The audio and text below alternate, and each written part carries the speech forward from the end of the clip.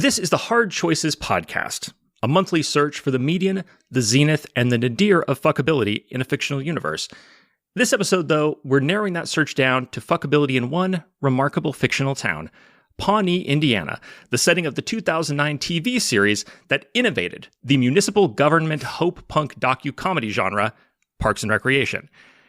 Now, 2009 was a simpler time in many ways, especially in Indiana, but there's something charming about a cast of Obama-era do-gooders doing their best to make a difference with full confidence in the decency of middle America.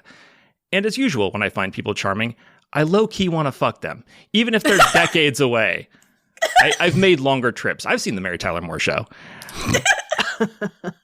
So let's twist our time turners back to an era when that was an unproblematic reference, and let's rank 21 of Pawnee's most and least fuckable residents, some of whom are starry-eyed idealists, some of whom are bundles of kinks and urges, and some of whom are both. We're going to start with nerdy liberals striving for progress in city government, but don't worry, we're going straight from City Hall to the Glitter Factory, and we're not coming out until we're all fucking sparkly.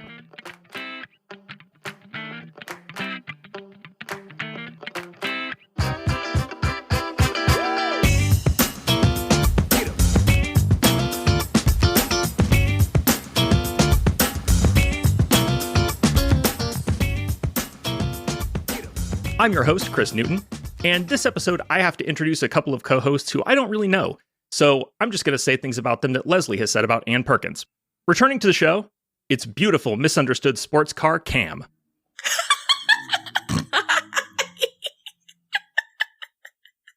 I apologize, but I want to be an amazing hippopotamus as well. You want to be an amazing hippopotamus as well? Okay. Next, we're joined by first-time host and good-looking, elegant baby turtle, Owen. Hey, everybody. I have never done anything wrong in my life, ever. And finally, as always, the elusive runaway hot air balloon we know as MeganBob. You don't even know how wet I get for ordinances. Now, I'm as eager as anyone here to crawl all over the good people of Pawnee like a family of raccoons feasting from a discarded 512-ounce Paunch Burger milkshake cup. But let's all keep our weird little hands to ourselves for just a minute, while MeganBob reminds us of how the Pawnee Municipal Code defines fuckability. Fuckability is not about what they look like. It's about what they fuck like. So assume baseline, you are into them, they are into you. How good is the sex? And what is it like? With that, it's almost time for us to list the 21 characters we'll be treating ourselves to today. But first, regulations demand that we hear from all 4 members of the Fuckability Committee about our many, many honorable mentions.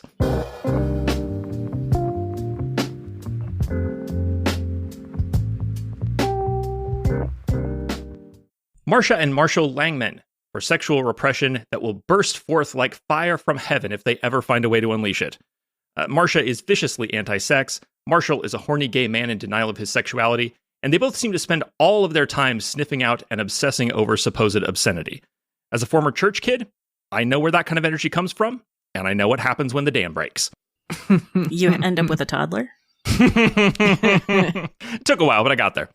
Ethel Beavers and Mayor Walt Gunderson. At Walt's funeral, it was revealed that he and Ethel had carried on an intense sexual relationship for 46 years. With only one data point, we can't really rate them. They were number ones for each other. But my favorite Italian restaurant might not be your favorite, right? What I do know is this. Nobody keeps ordering a bad risotto for 46 years. Councilman Bill Dexhart, whose repulsive but copious sexual experience must have taught him something. Not necessarily something good, but something. I have such a weird thing for him. Of course you do. That honestly checks out with my theory, Bob. Yeah. I feel like I'm a real Dexhart mark. Well, next on the list is someone who knows him well, Marlene Griggs Nope, Leslie's mom. The phrase horny MILFs in your area gets thrown around a lot these days, but listen, she's a mom. She's in Pawnee, and she's down to fuck. We don't have to label it. Those are just the facts. Jennifer Barkley, a glib Washington, D.C. politico who pegged Leslie and Ben as rising political stars, and also pegged Leslie and Ben in my fanfic. Jen's great, but unfortunately we can't talk about her. She happens to look like Kam, and it would be pretty awkward to tell Kam she's hot right to her face. Dennis Feinstein, a vastly wealthy fragrance designer. He's sleazy, he hunts humans for sport, and he made his fortune selling fragrances like Side Boob and Sluts. God only knows what it's like fucking this high-strung piece of human garbage, but it can't be like fucking anybody else. I would have ranked him fairly. I would Not love the highest. I want to rank all these for you and see how right I am. We'll do a separate, like, smash or pass. Pawnee trash. Smash or pass. Ron Dunn, a.k.a. Other Ron, whose enlightenment and attunement to nature make him an interesting sexual prospect. Anyone who can stretch his arms out and summon a hawk can probably fuck. I like Other Ron. Mm-hmm. I like Other Ron, too. Of course you do. Who doesn't like Other Ron? Yeah. Everybody would fuck Other Ron. We're all the hawk. Yeah. I mean, regular Ron doesn't like Other Ron. Yeah, canonically. Yeah, but but it's because he can't see it. It's true. He's not a hawk like the rest of us are. It's because he has to admit that there's somebody better than him in every way. Doing everything he's ever done better. Controversial. Let's unpack that later. Well, next, maybe not as controversially, is Jessica Wicks, a 3-time Ms. Pawnee and professional pageant trainer who became CEO of the Sweetums Corporation after the death of her much older husband, Nick Newport Sr. We don't know whether sexual prowess had anything to do with her bagging a candy tycoon and ultimately becoming a CEO, but if not, and she made it to the top on poise alone, I think I want to fuck her more. Zorp the Surveyor, a giant lizard god who controlled Pawnee through his followers, the Reasonableists, for a period in the 1970s. Yes, we left Pawnee's sole 28-foot lizard deity off this list, and I'm as scandalized as you are. Now we'll never know how high he would have ranked if he'd been included. But when Zorp returns, every Pawnee resident except Zorp will canonically be melted into a chattering skeleton. So I hope you're horny for bones, everybody. You could have had Zorp. Oh, you know Zorp doesn't believe in protection. I'm ready to be pregnant with a lizard baby. Where was this energy we were putting the list together, Bob? Look, it's a full list. It's a full fucking list. And finally, Jeremy Jam, who sucks. I would have ranked him weirdly high. Of course you would have. And I know, but like, usually I'm comfortable with how high I would have ranked people. I am not comfortable with how high I would have ranked as long Jeremy as you're Jam. ashamed, I think we can all get past this. I am ashamed, but that is not stopping me from eating directly out of this jar. Oh, God. Of Jeremy Jam is my high school boyfriend's dad. That's not making me less interested. Who was trying to, like, recapture his youth in the most pathetic of ways. He had a huge dragon mural over his bed. Fuck. Yes! No. Wait, do you not have a huge dragon mural over your bed? I rent. This man who was your high school boyfriend's dad sounds like he was living his best fucking life. Well, you know that saying, like, an optimist is one who believes we live in the best of all possible worlds, and a pessimist is one who fears this to be true? I think maybe Jeremy Jam is living his best life. Like, I feel like being an asshole in Pawnee is, like, in all the multiverse, I think that's his highest level of accomplishment, which is sad but noble in a way. You make a good point. Yeah. I mean, am I ever going to truly achieve my best life? No, I'm fucking not. But Jeremy Jam has, I can fucking get a contact high off of it. Chris, are you saying we are all in hell in Jeremy Jam's heaven? It could be. Like, I don't know. But, I mean, one day Zorp is going to devour us all, so in the end, who fucking cares? From the ceiling of a dad's bedroom. Congratulations to all our honorable mentions, but as usual in local politics, all these official considerations are just for show, and it was a foregone conclusion that we were really going to choose the following Pawnee residents because they're the ones we personally know and like the best. Public notice. On May 15th, a meeting of the Hard Choices podcast will consider the fuckability of the Pawnee residents on the following list.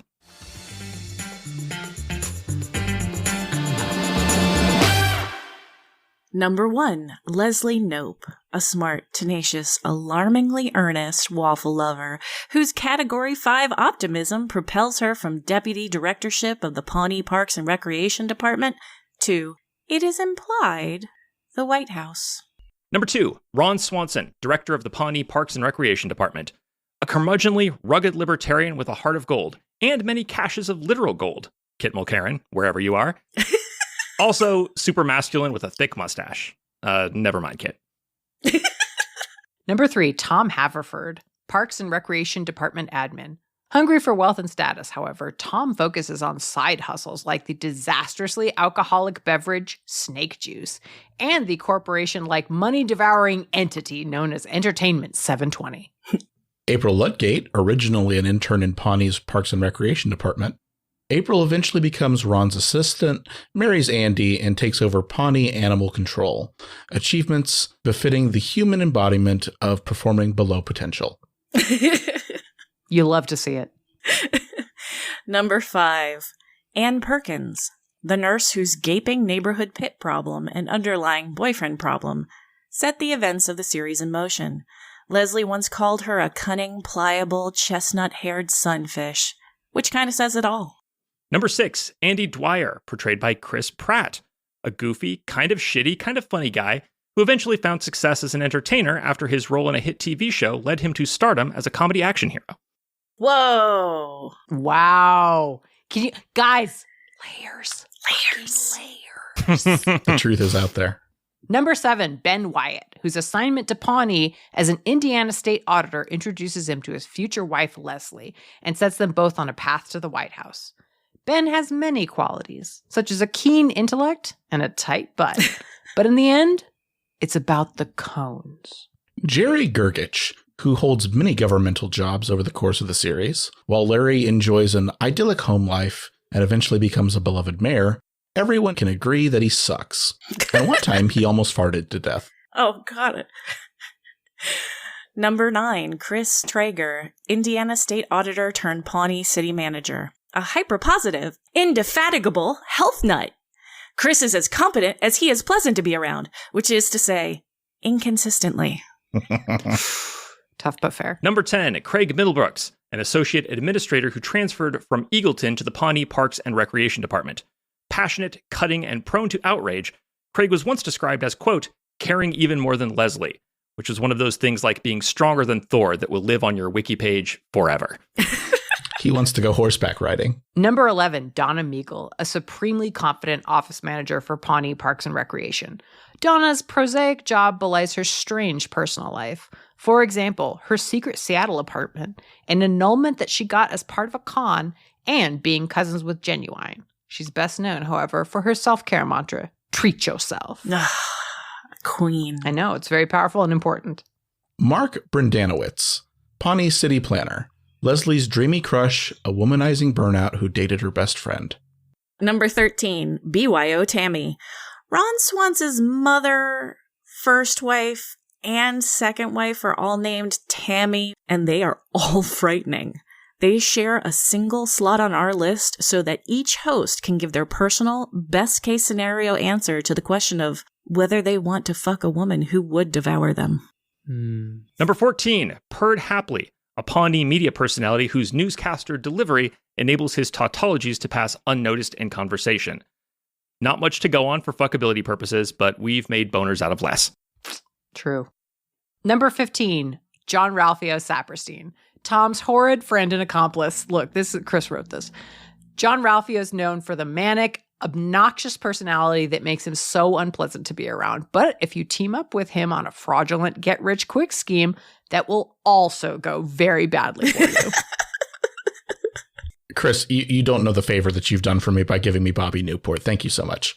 Oh, you're welcome. Bobby Newport, failed Pawnee City Council candidate and scion of the super-rich Newport family. I love combining a winning smile, the wealth of a small nation, and the intellect of a small child. Bobby Newport relies on charm to struggle through the easiest life imaginable. Bobby Newport's never had a real job in his life.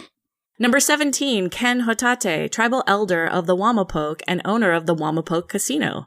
A canny advocate for his tribe and his business, Ken thrives despite Pawnee's atrocious history of colonization and still finds time for his hobby, making white people uncomfortable. Number 18, Mona Lisa Saperstein, John Ralphio's even more unbearable sister. Greedy, selfish, and lazy, Mona Lisa comes complete with a pill habit, compulsive and dangerous sexual behavior, violent tendencies, and unresolved romantic feelings toward her cousin. Number 19, Harris, dangerously irresponsible stoner and co-director of Pawnee Animal Control. His accomplishments include attending at least 308 fish concerts, losing a testicle in a game of whack-a-mole, and getting fired for incompetence in the city of fucking Pawnee. Shauna Mulway-Tweep, reporter for the Pawnee Journal and frequent plot device. She's garnered romantic interest from Mark, Ben, Andy, Kris, and Bobby Newport, who all happen to click with her personality type, O negative. Type O negative is a wonderful band. How dare. That is a really brutal remark. I love it. Thank you.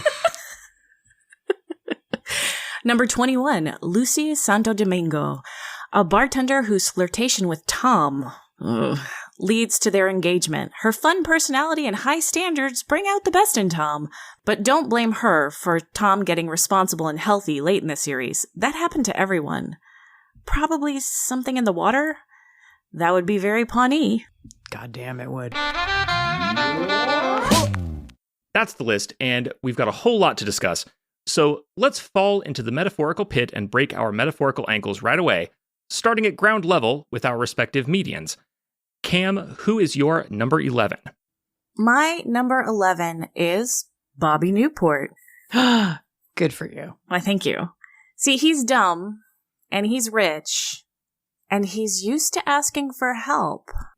Because he famously said, how about you quit running, then I win, but then I let you do all the work. So that sounds like a cuckold fetish to me.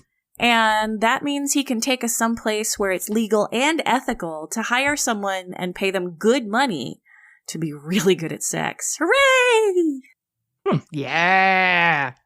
I like this fantasy you've concocted. I learned from the best.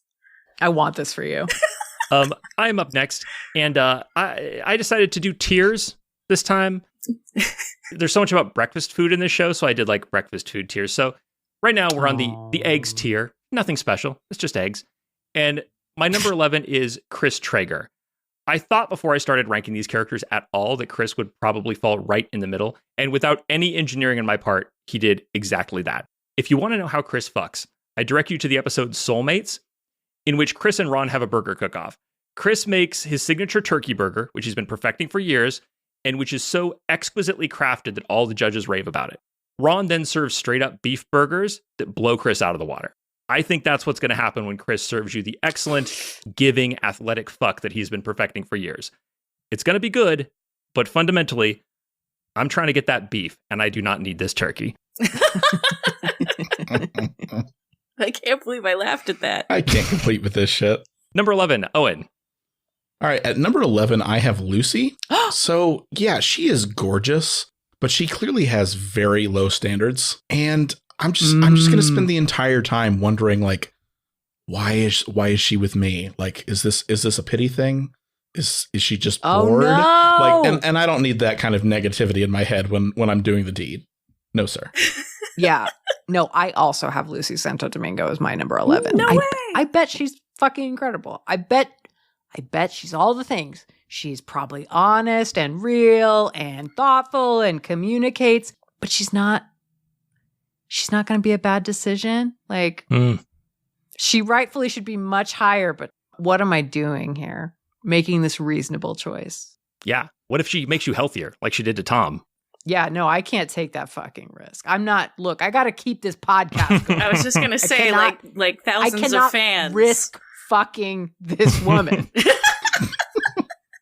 Cam, you're number 12. My number 12 is April Ludgate, mostly because she's still kind of a child. She was 17 when she started on the show. She's only been with Andy, really, except for that basically foreign exchange student.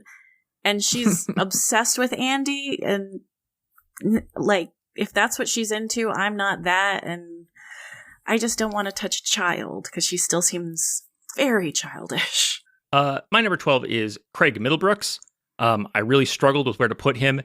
He has so much passion, and it can be turned in a positive direction. Like, I don't think he's sarcastic all the time.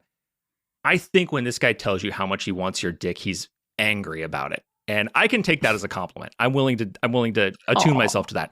The problem is it's a coin flip, whether the thing he's screaming and obsessing over is the sex he's having or something completely different, in which case you're going to get a perfunctory, surly fuck from a mentally absent bureaucrat who's going to be busy stewing over Janet's failure to respond to his email about the agenda for the hiring committee meeting, not only during your orgasm, but during his own. Ultimately, I put him in the middle of the tier, the eggs tier, because he has the highest highs and the lowest lows around a solid core fuck that's just a decent guy who wants to have a good time, but always seems a little put out while he's having it. Look, I came here to have a good time, and I'm feeling attacked, Kris. I'm on your side. I hate Janet, too. Owen, you're number 12. My number 12 is Ann Perkins. Shockingly low. Once again, we have a gorgeous woman with very low standards. When she's introduced, she's going out with Andy. You can't get much lower than that. And it's not like an April Ludgate situation where like her and Andy click in some way. She clearly does not click with Andy, but just sticks with him anyway. She's also, I'm sorry, I find her so boring in the show. And you cannot tell me that she's going to just be down for anything remotely adventurous or exciting. She's just going to be a very bland, safe choice. Interesting. Bob, you're number 12. Chris Traeger. There's something kind of sweet about the guy who gets tested twice for STIs before raw dogging you. Like, it's not super fuckable, but it's sweet. Now, I want to say, because some of these characters, I feel like the ranking would be very different if it was that one episode and it was Snake Juice Night. Oh. But everyone fucks good on Snake Juice Night. I don't know if they fuck good. I think they fuck different. I'm willing to go with you on that. I think, like, I want to fuck him when we're both fucked up on Snake Juice because I bet he giggles constantly.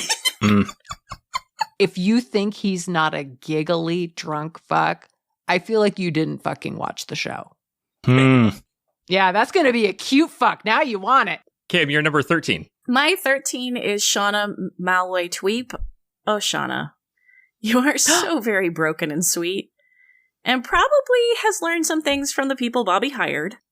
So, since you're sad, I'll comfort you. I think you could fix her. I think you could heal her, Cam. I could at least make her feel, Better than Bobby. Oh, look, that bar that's dug into the ground. My number 13 is Ron Swanson. I love the character, not enthusiastic about the fuck. It's not even that he would give you a workmanlike fuck, which I think he would. No. It's that if you told him his fucking was workmanlike, he would take it as a compliment. That's the problem with Ron Swanson. I'm going to jump in. Ron Swanson is also my number 13. I don't think I'm going to get what I want from this. What I want is him the way he is with Tammy. I don't want to take advantage of it. I just want to enjoy it. I think that mode is very specific to Megan Mullally Tammy. And if I can't have that, I'm not super interested. He's a craftsman. Of course, it's going to be good. Fine. But that is different than being an unhinged nutcase, which is really what I am after, if I'm honest. Owen, you're number 13. My number 13 is Ben. Cute butt or no, I just don't feel like he's bringing anything to the table for me, personally. He's going to be almost too well prepared. Like, I'm worried that I'm going to get the Ben Wyatt who is afraid of cops, and he's just trying too hard to please or impress me, and I can't take that risk. Cam, you're number 14. Okay, yeah. So much like a lot of people, I put Ann Perkins in this area of my list. She just has the worst taste humanly possible. She's super clingy. She is a fantastic friend, and she is gorgeous. And nurses, I salute you. You are amazing, but no, I am very afraid of being stalked, even if it is by Anne, and she has done that to multiple partners. Anne is also my 14. She's very normal. She's the only definitely normal, mostly normal person in Pawnee. What is the sex going to be like? Normal. How good is the sex going to be? Fine. Wow. It's going to be like reading a Cosmo article. Yeah. Which, everybody stepped up their game. Look, all the magazines have realized that they need to get with the times a little bit, but still. Okay, like a 90s Cosmo article. Oh, no. My number 14 is Ken Hotate. Sometimes the ranking is not about the character, but about who I am in relation to the character. I think somebody has the time of their life with Ken Hotate. It's mutual. It's perfect. They're one of the very few people whom Ken lets into his actual personal emotional space, and I'm sure he's great in that place. If you're anybody else, I think Ken's a fun, cordial fuck who keeps you firmly at arm's length, and you occasionally suspect doesn't respect you very much. When I think of this fuck, I think of Ken naked in bed with the sheet pulled up to his chest, smiling and relaxed, talking to me like we were just in a play about having sex that went pretty well. Would be higher than Ron for sure, except that I would doubt his sincerity, which I never would with Ron. So, unfortunately, Ken Hotate at the very bottom of the eggs tier for me. Owen, you're number 14. My number 14 is Mark Brendanowitz. He's shockingly high, but he's the blandest of bland. He is toast without butter. He's breakfast foods. He dated Ann Perkins, and they were kind of the perfect couple because they're both so boring. Oof. Damn. This episode is getting rough. Yeah. And you like this show. I do like the show, but no one likes Mark. No one's watching for Mark. No. Everyone was, perfectly happy and or barely noticed when he said goodbye. So I'm sorry, Mark. He seems perfectly, I don't even want to say perfectly nice. He seems like an okay coworker. Yeah, I have to say, I'm going to jump in because it's my turn anyway, and say that number 15 is Mark Brendanowitz, and I have big feels. And my big feels is I left it blank. Utterly blank. I had this whole thing I was going to write up. I was going to prepare something, and I just couldn't care less. That is the most devastating thing anyone has ever done on this show. Yeah. This chuckle fuck. It wasn't even intentional. I had an idea and I just was like, oh, I've got everybody I've got all my funny things in. Good. I have things, but he's not worth any of them. And that's the hottest no sell that has ever been done on this show. Yeah. This is beautiful. I'm so glad I was here for History is this. being made. Unfortunately, I have to follow that with also Mark Brendanowitz. Cam, I lacked your courage. I had to say something. I believe in Mark as kind of an honorably discharged fuckboy. He definitely has some experience. I think enough of him to guess that he's not a complete selfish piece of shit at this point in his life. He's probably improved a little bit since he was at his worst. You clearly don't sleep with a lot of men. I don't think he knows how to connect on a personal level.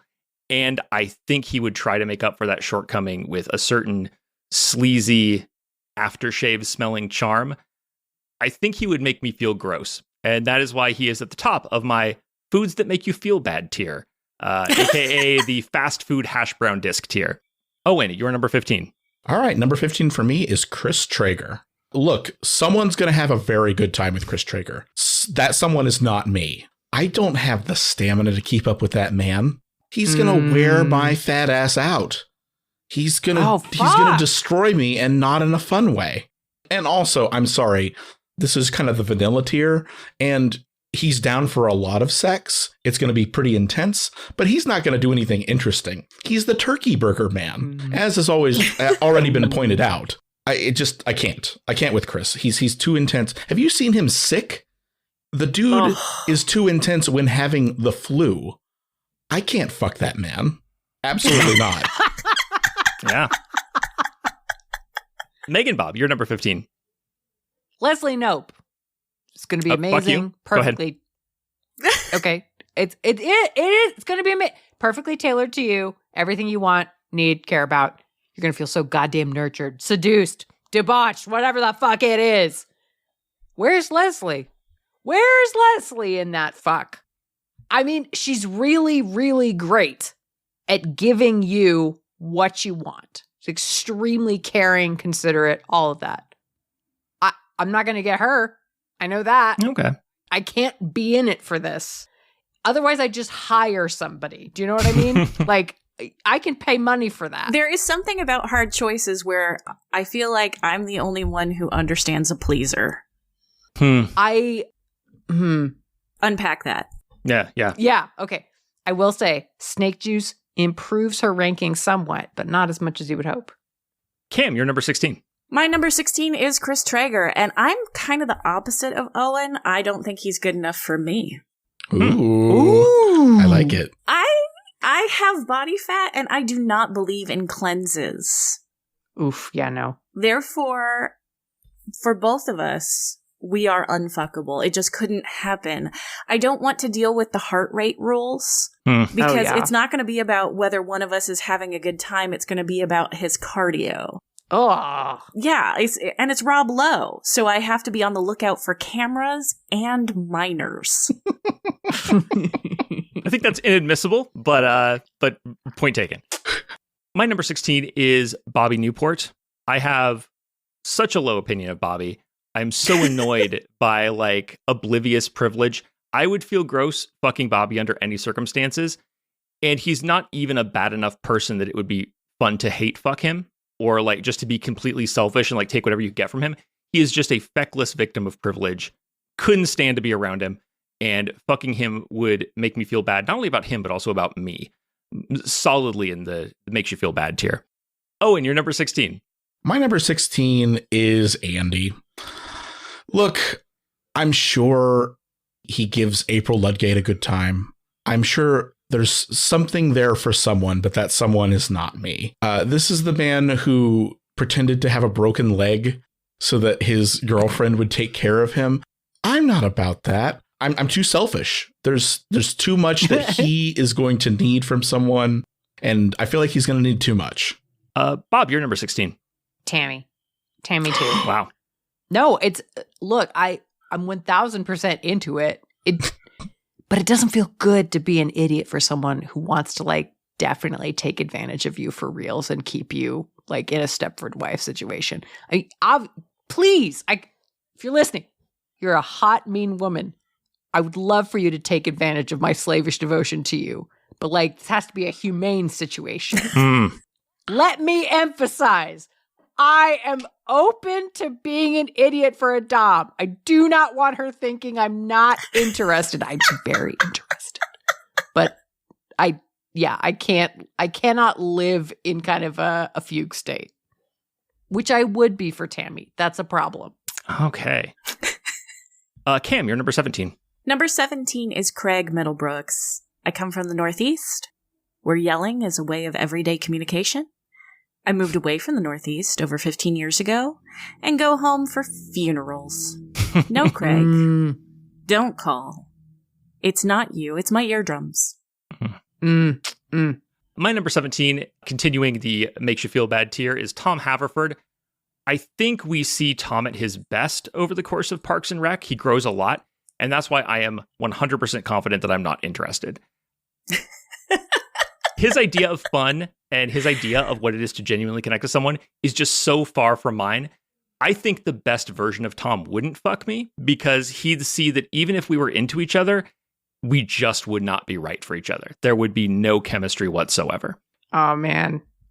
Okay, we'll see. You got him. And now, coming into the podcast is Tom Haverford. Owen, you're number 17. Number 17 is Perd Hapley. Perd Hapley is the 17th person on my list. The sex would not be good. The talking and narration would be the reason why. Fuck. I'm never going to do a better Perd Hapley joke than that. That was really good, dude. Yeah. I think we're on to Bob now for 17. Jerry Gergich. It's going to be too lovey-dovey. I bet it's pretty good. His wife seems soups happy.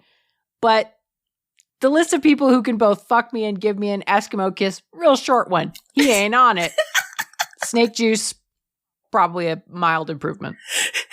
All right. Well, I'm going to skip the line because my number 18 is Jerry Gergich, starting off the I'd rather skip breakfast tier, aka the fast food sausage breakfast burrito tier, aka the this pig died to disappoint me tier. It's tough to rate Jerry because he clearly isn't the fuck up in other contexts that he's at work, which is where we mostly see him. However, we know two things about Jerry. He's got the biggest dick that the urologist has ever seen, as established in the episode I'm Leslie Knope, and he is a fucking klutz. Not to get into my personal life too much, but there are certain experiences I do not want to have for the first time with a giant cocked man whose sexual vibe could best be expressed by the phrase, "Aw, geez," or perhaps, "Whoopsie daisy." Wait, Kris, you don't want to get into your personal life too much, so you decided to be a regular on Hard Choices. Yes, listeners are directed to the tarot episode. It's just for the joke. Obviously, I do want to get way too deep into it. Cam, you're number 18. I'll do number 8. Kris has a disclosure kink. Along with his felt kink. Anyway, number 18, Perd Hapley. Have you ever been with a journalist? How about a local TV journalist? I've shared a room with one time, and that was an experience I never want to repeat. Doesn't this sound like the worst? My 18 is also Perd Hapley. I can't shake the feeling that he's going to announce that he would like to touch me with carnal intent. No. However, I want to say, snake juice Perd Hapley? Top 5. Oh. All right. 1,000% top 5. Let's see. I believe we are now on Owen's number 18. My number 18 is Harris, a character I definitely remembered and didn't have to go watch an episode to remind me of how terrible he is and to realize how terrible he would probably be in bed. Over 300 Fish concerts? Look, no one who has been to more than 2 Fish concerts can fuck well, much less 300. Wow. I apologize to all of our Fish fans. Somewhere, Hard Choices is on a playlist with Fish in someone's car, and they're like, can I even go on? It's going to feel weird now. I'm going to go listen to and like a Fish song just to be there for you, person listening. Hey, you're going to get an email. Never invite that Owen guy back on Hard Choices. Cam, you're number 19. Number 19, Mona Lisa Saperstein. No, Perd doesn't sound like the worst, actually. Mona Lisa does. That voice. Yeah. No. Cummies, please. Do you just say cummies? Maybe. That is the funnest thing. I'm going to start using that. That's delightful. No. Sorry, everybody. I fuck. This is now happening. My number 19 is Andy Dwyer. This piece of shit is lucky he is a character in a comedy. You may know the show Kevin Can Fuck Himself. It's a show about taking a sober look at how abusive the classic clueless husband sitcom relationship is. Andy Dwyer, especially in the first season, is a straight up villain in a show that isn't playing him for laughs. And, you know, he's got his sweet and redeeming traits, but do they make him more fuckable? I submit that they do not. You know, give me a villainous shithead every time over an incompetent, because villainous shitheads can be selective in their villainy. You might be the exception. Incompetence, like rain, falls upon the just and the unjust. I just feel like Hard Choices becomes educational content every time Kris is on. I know. That's why he's on so many times. It's like that. This is a requirement from the Carnegie Foundation. Owen, you're number 19. My number 19 is Mona Lisa Saperstein. Yes. Look, if I could tie her with her brother, I would. And I don't mean that in the fun way. I mean, those two are equally terrible. I almost put Mona Lisa last just so that I could say officially that she is the worst. No, none of us can do it. Bob, you're number 19. Shauna Malwae-Tweep. Ooh. No one wilts the way Shauna Malwae-Tweep wilts I am going to spend the encounter terrified that I will crush her delicate spirits. This sounds awful. Snake juice? She's probably 21, honest to God. I don't mind crying during sex, but it can't be that kind. Oh my God. What? That was a very powerful noise. Yeah, I mean, you're absolutely right, because here's the thing. There are other people on this list who, like, you get the snake juice into them and they're just going to, like, be upset. They're just going to cry. She would cry, but she'd still be trying. Ugh. Yeah. Mm-hmm. Yeah, traumatizing. Yeah, she'd be trying to hold her own hair. How do you talk somebody out of fucking you while they're weeping? Exactly. No. It's like I've got the wolf by the ears here. It's like, I can't fuck her, but I can't not fuck her. She'll break. I know, exactly. You're trapped. What do? Fucking sneak out a window?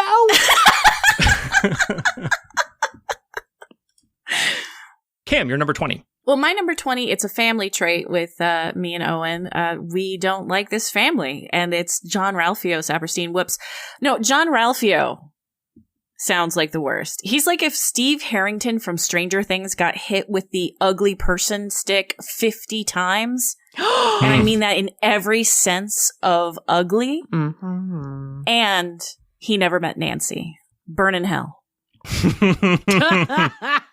My number 20 is Harris. Big feels. Having grown up in Humboldt County, I know exactly how this unfolds. The lights are low. The apartment is damp. Harris gets high in a beanbag chair, still wearing his unbuttoned work shirt, even though his shift ended 3 hours ago, at noon, when he made the executive decision to close animal control for the day because it's raining. Over the course of eating an entire Totino's pizza, which he elects to fold rather than slice, Harris talks mostly to himself about why he wouldn't enjoy fucking Captain Marvel because he thinks Brie Larson has a, quote, stuck-up face. However, this clearly gets him worked up, so he moves his pizza plate off his lap and scratches his hairy inner thigh. Of course he's wearing shorts, as an excuse to splay his legs, as though if his legs are spread, it increases the odds that I will accidentally start sucking his dick. Bad news, Harris. I am very good at not sucking any dick in precisely this scenario. This is where I make my excuses and get out of there, and I don't even have to feel guilty about it because your brain stopped forming new memories a decade ago.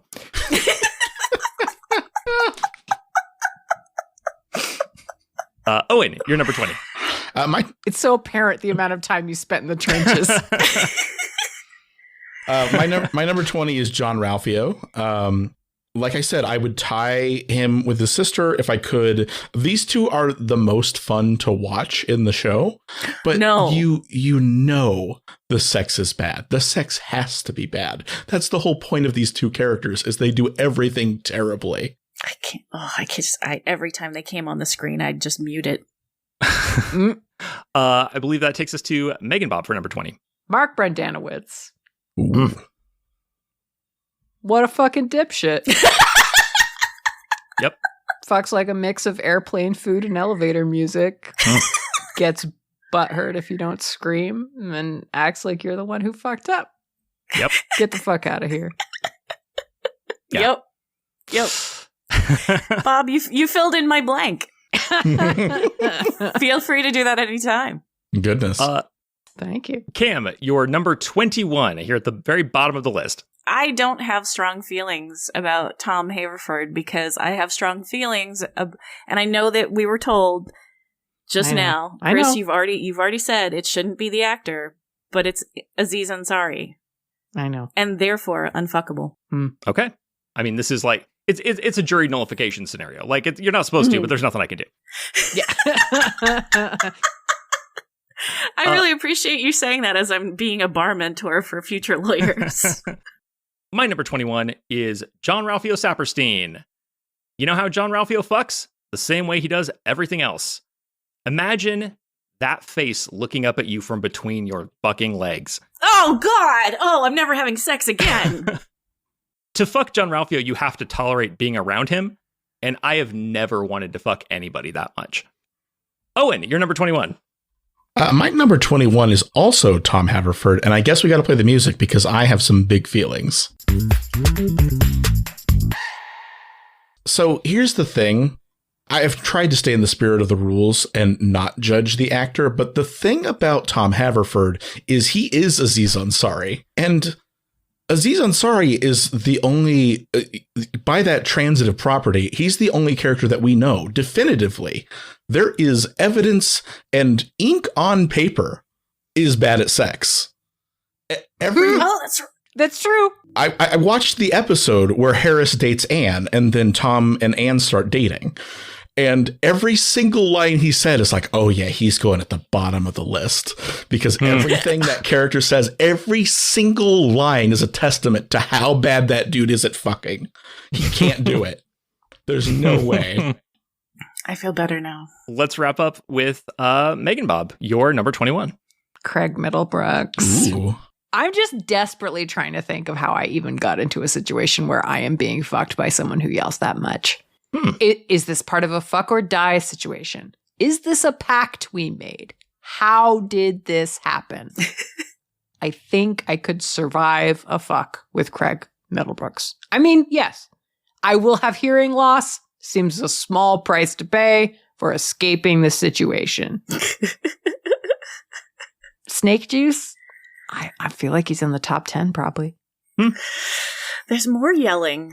I feel like he might be least change between regular Craig and Snake Juice Craig. But see, I'll be drunk as well. Because otherwise it's not. I can't be the sober one fucking somebody drunk. There's a name for that. Yeah. No, we're both drunk. At that point, what's it even fucking matter, baby? Like, then we could both scream at whatever. There you have it. The very worst Parks and Rec has to offer.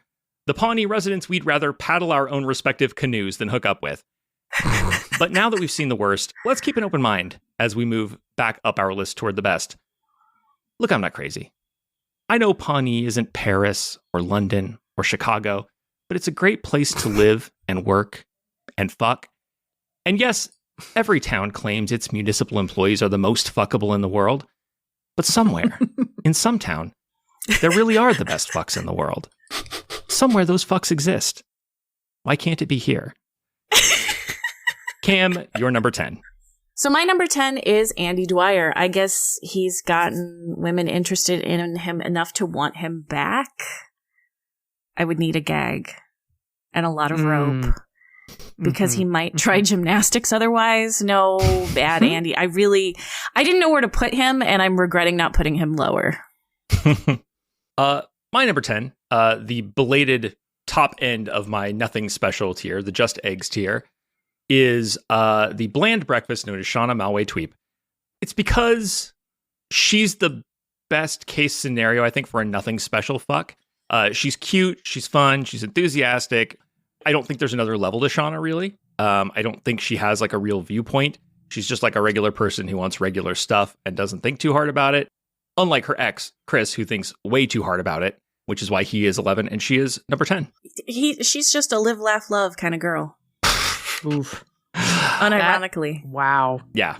Now I'm regretting putting her at number 10. Owen, you're number 10. All right, my number 10 is Craig Middlebrooks. Look. Whoa.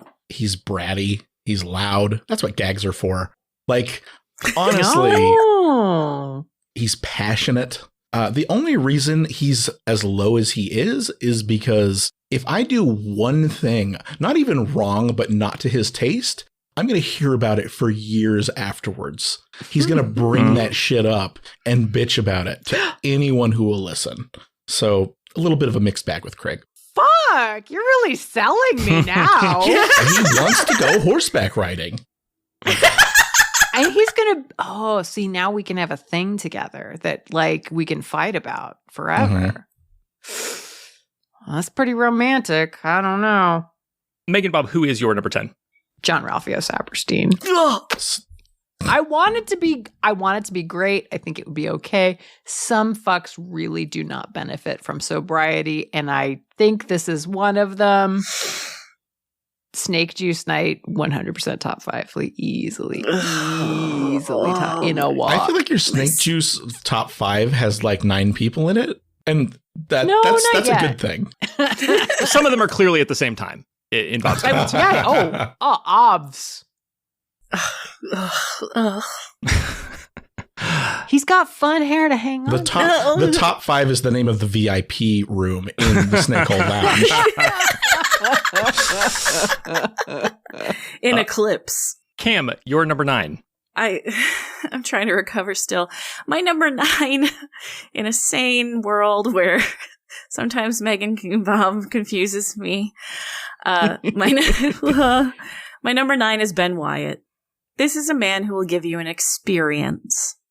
There's a reason he's a good pair to Leslie. He will do his best to enjoy what you enjoy and throw himself into that moment. See the bachelor party that he had? Everybody had a different thing they wanted him to do, and he tried it. He went with it. But if you give him what he wants, you'll get his cone of Dunshire.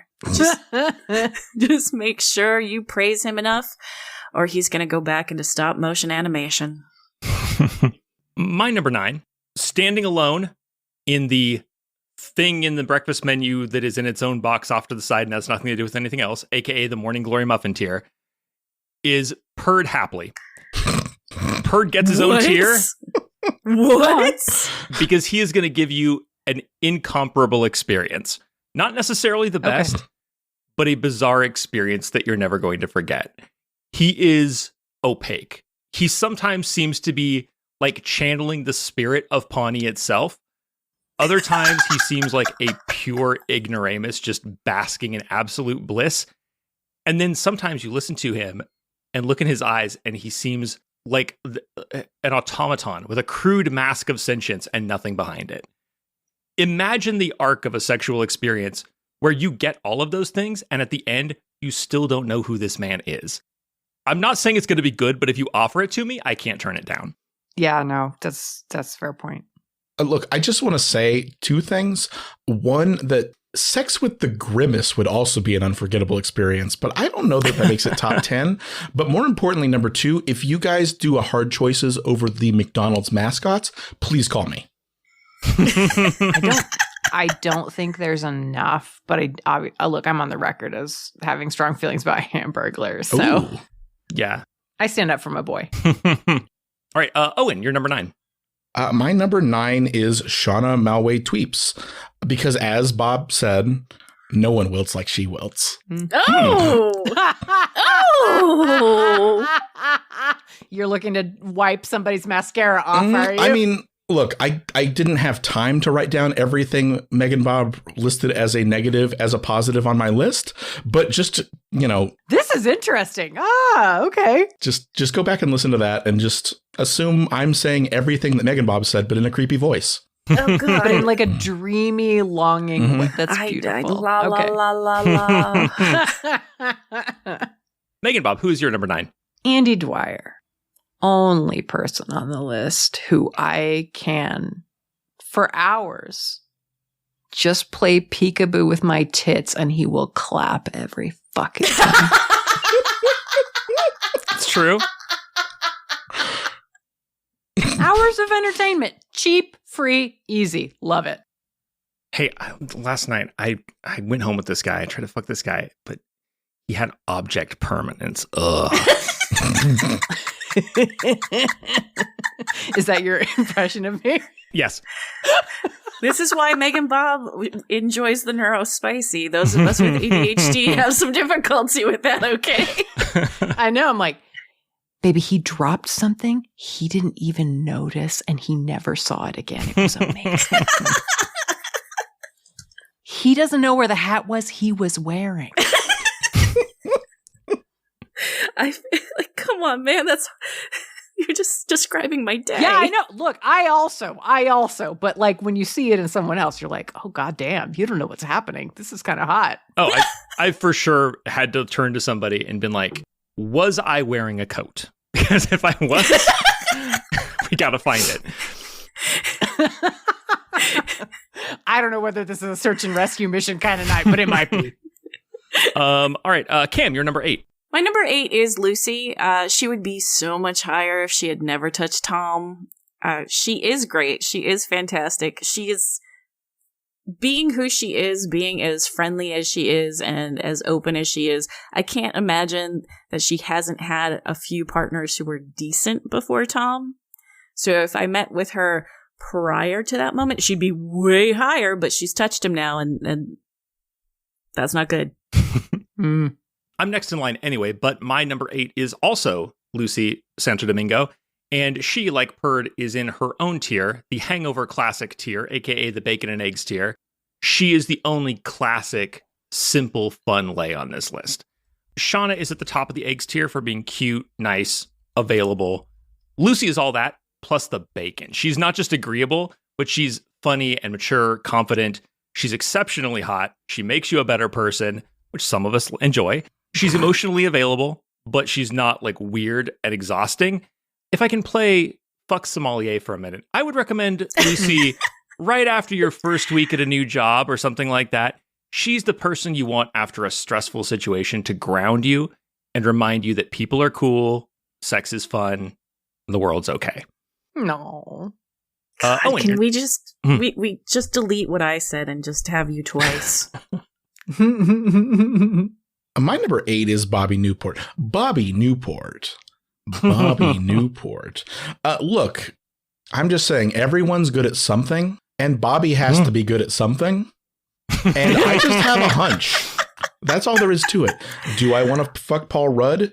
No, because I'm not allowed to say that. That's not in the spirit of the thing. So I'm just going to say instead that I want to fuck Bobby Newport. And I don't need these judgmental looks right now. No. Sweetheart, my number 8 is Bobby Newport. He's going to cry after 3 minutes of eating pussy and say it's too difficult. He's going to go, can we pay somebody else? How can I fucking resist it? Am I made of stone? He's pathetic. Oh, fuck. Amazing. Kam, you're number 7. I think I'm going to surprise everybody, but my number 7 is Harris from Animal Control. Oh my God. Good for you. I know. Aside from the one testicle and still filling the cup for the sperm bank, he is that flavor of stoner creeper who has notes of Cassidy from Preacher and Star-Lord from the MCU. And if you are as big a fan of Hard Choices as I am, along with being a patron, you know that means his dick is so good. Bold statements. All right.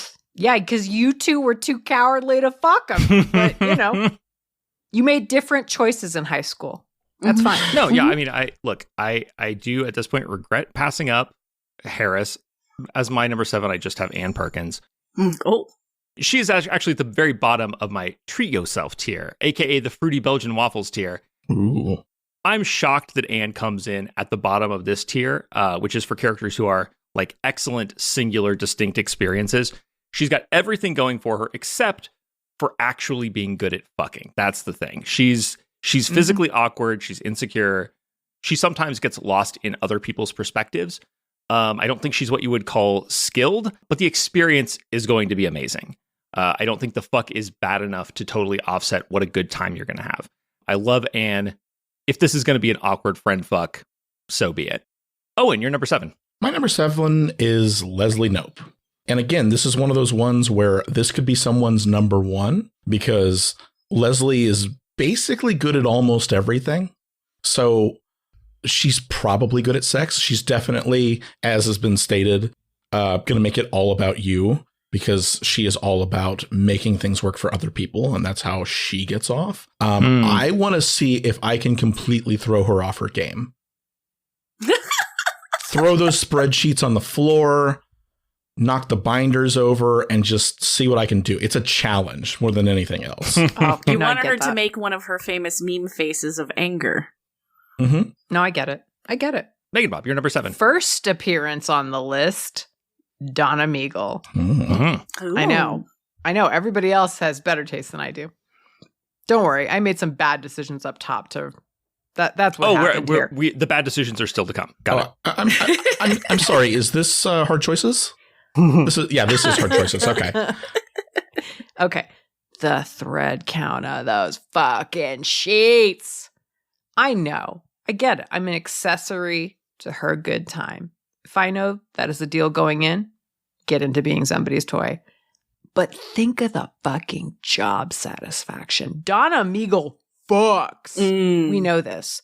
When she says you did good, she's got a sample size that means something. Goal, I want to impress Donna Meagle so much that she lets me put her down as a fuck reference. Ooh. I know. I don't think I can get there, but I want to. That's where I'm aiming. I will land among the stars, I hope. Kam, who is your number 6? My number 6 is Leslie Knope. I am someone who I think would make Leslie Knope happy because I would be incredibly appreciative and understanding. I've had a lot of Leslie Nopes in my life. I think just from what I've chosen to do with my life, I've come across them. And the one thing that is universal about Leslie Nopes is if you notice and appreciate the little things that they're doing, they just turn into so much sunshine and just get such a level of energy that is not exhausting, but refreshing. So I want to be that for a Leslie, not every day, but for that night. I'm going to give her all the validation she desperately needs constantly. I can be there for her. Okay. This is more about me than her, but we've already said everything about her. My number 6 is April Ludgate. This is a fun, self-aware weirdo who grudgingly lets out her sweetness and vulnerability with people she cares about. That's already a strong type. But what's special about April is that the strange, dark sensibility on the exterior, that's not a pose. It's a real thing about her that overlays the emotional core. She's not a sensitive person pretending to be fun. She's both. I feel like that has to play into her sex life. This is a woman who deliberately gave birth in Exorcist makeup with the Monster Mash playing. You cannot tell me she didn't have special makeup and like a playlist on for when she conceived. She likes roleplay. She likes the theme. She likes weird stunts and pranks. And yet, I think at the end of all this high concept fucking, I think she comes like a banshee. That's the dream combination. Owen, you're number 6. My number 6 is Ken Hotate. He is...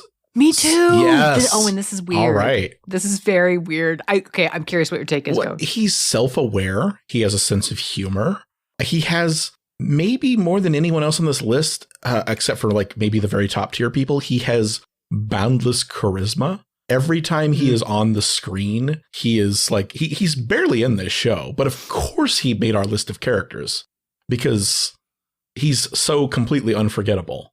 Yeah. And you will never forget your one night with Ken Hotate. You're absolutely right, Kris. He probably doesn't respect you, but as long as you can have a drink or two and just put that in the back of your mind, you're going to have a very good time. Big feels. Yee. Ken Hotate, I'm unbelievably gullible. Constantly. It is embarrassing the extent to which I will 100% go along with someone until they straight up tell me that they are pulling my leg. I would love, I know everybody else I want him to respect me. No, I would love for him to start the night by insisting that we do some indigenous pre-sex ritual that he's completely made up, but 10 minutes earlier.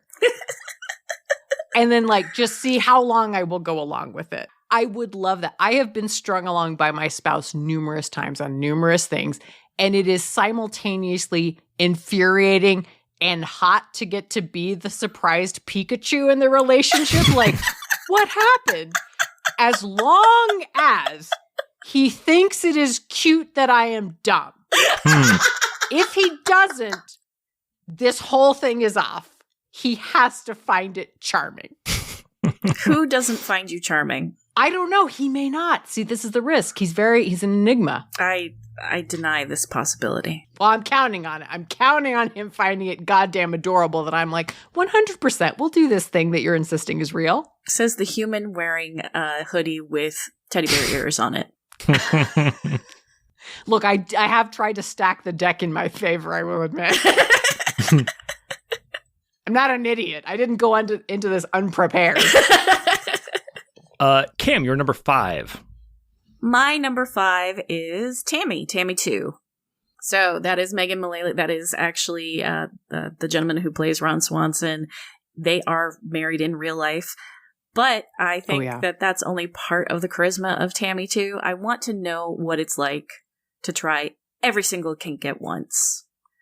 I do. But do you think I could get a temporary tattoo of her on me instead of needing laser treatments later on? Do you think that would be okay? Because if not, that's what, it'll be the most singular experience of my life, though. My number 5 is Leslie Knope. I think we all exist in some degree of tension between our urge to fuck someone better than us and our urge to fuck an absolute wreck. But I'm here to tell you, you don't have to choose. Not in Pawnee. Leslie Knope is undoubtedly my intellectual and moral superior, not to mention much more competent and determined and accomplished than I am. But when we get a glimpse of her sexuality, especially when she's drunk, we see that she is the kind of disaster you dream of discovering mid-fuck. She's got stress. She's got buttons to push. She has things to work out. And she will recklessly work them out on whoever's in front of her if the moment is right. She has urges and she indulges them, sometimes against her better judgment. It's going to be, if you get deep into like who Leslie is, intense, chaotic, and weird. And it's going to be even better for knowing that this head-on collision of a fuck was with the best person you've ever met. Get you a girl who does both. Mm-hmm. Oh, and you're number 5. My number 5 is none other than April Ludgate. Look, she's adorable, but she's also incredibly challenging as a person. She can be extremely frustrating. She's very, she's very intense. She's sensitive, but never lets on.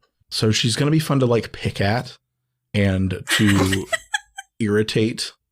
And I just realized, and the reason Cam is laughing so heavily is because I'm describing my wife, which was a complete accident. But yeah, she's really intense. She's going to want to fuck you to like a CD of Halloween sounds, which is just the sounds. I mean, I love it. I'm not going to put up with it for very long, but it's going to be fun when I knock it over and she gets all pouty about it. So yeah, it's going to be a good time. By the way, the thing where like you turn out to be talking about your partner, I feel like that is a universal hard choices experience. That like so many times. I don't think anybody has ever done hard choices and not done that. I haven't yet. I feel so bad. Like, where's mine? It'll happen one day. Coming for you Someday. MeganBob, you're number 5. Tom Haverford. Oh God. Fucking Tom Haverford when he's on top is a mistake. Do not let him lead. Mm-hmm. He belongs squarely on the bottom. And Jesus, what an officious, whiny little brat of a sub. Do you know how good it feels to have someone whine at you to avoid something and then get them to do it anyway while they look annoyed and pathetic? Delicious. Bottle that. Yeah, there's something there. Cam, you're number 4. My number 4 is Ron Swanson. Yes, toxic masculinity. However, competency is not just a workmanlike fuck. I had a really good weekend this weekend. This past weekend involved a mechanic. Them hands. And my car is tip-top shape, like literally, and that other way we're going with it. I would like to do that again, please. With Ron Swanson, who will have to prove that he's better than the thing I just had. Wow. I will use your bullshit against you. Let's do it. That is a question. Is he competitive in that way? We're about to get to let's unpack that. Yeah, I don't. Yeah. I think if he cares about you, he is. My number 4, in her rightful place at the top of the treat yourself tier, it's Donna motherfucking Meagle. Mm-hmm. There are 2 people on this list who definitely fuck, and Donna is one of them. This woman's storied history includes a lot of sexual and romantic shenanigans that we barely know about, but we know enough to be sure that she's got the experience. That's all we need to know, because when Donna does something, she does it her way, and she gets what she wants. I don't think you make a lot of decisions when you fuck Donna, but I also don't think she's selfish. to extend the breakfast food comparison, Donna isn't some sordid grand slam where you pick exactly what you want at a diner where nobody gives a fuck. She's like breakfast at an eccentric restaurant where every table is set with house boysenberry syrup and half of the breakfast menu comes with roasted red peppers for some reason, because that's how they do things here. And they don't need your input to give you a good time. That's Donna. What? This is a specific restaurant you're fucking. What restaurant is this? It's a composite. I like to kiss and tell. Okay, all right. I'm not going to make you talk about your breakfast fuck. Owen, you're number 4. My number 4 is none other than Jerry, Larry, Terry, Gary, Gurgich, Gringich. I love you. I love you so much, Owen. Thank you. Look, that wife of his seems awfully happy. And who am I to not take her, word for it, that he's amazing? I mean, he's clearly got something going for him. Like I said, everyone's got to be good at something. And I think we all know that it is heavily implied that this is exactly what Larry is good at. Gary, Terry, Barry. One of those. It's like an amazing fanfic, like an AU to imagine the situation where one of the people, like one of the main cast members who's always giving him a hard time, fucks him, and it's amazing, like the best in their life. Like, does that overcome it?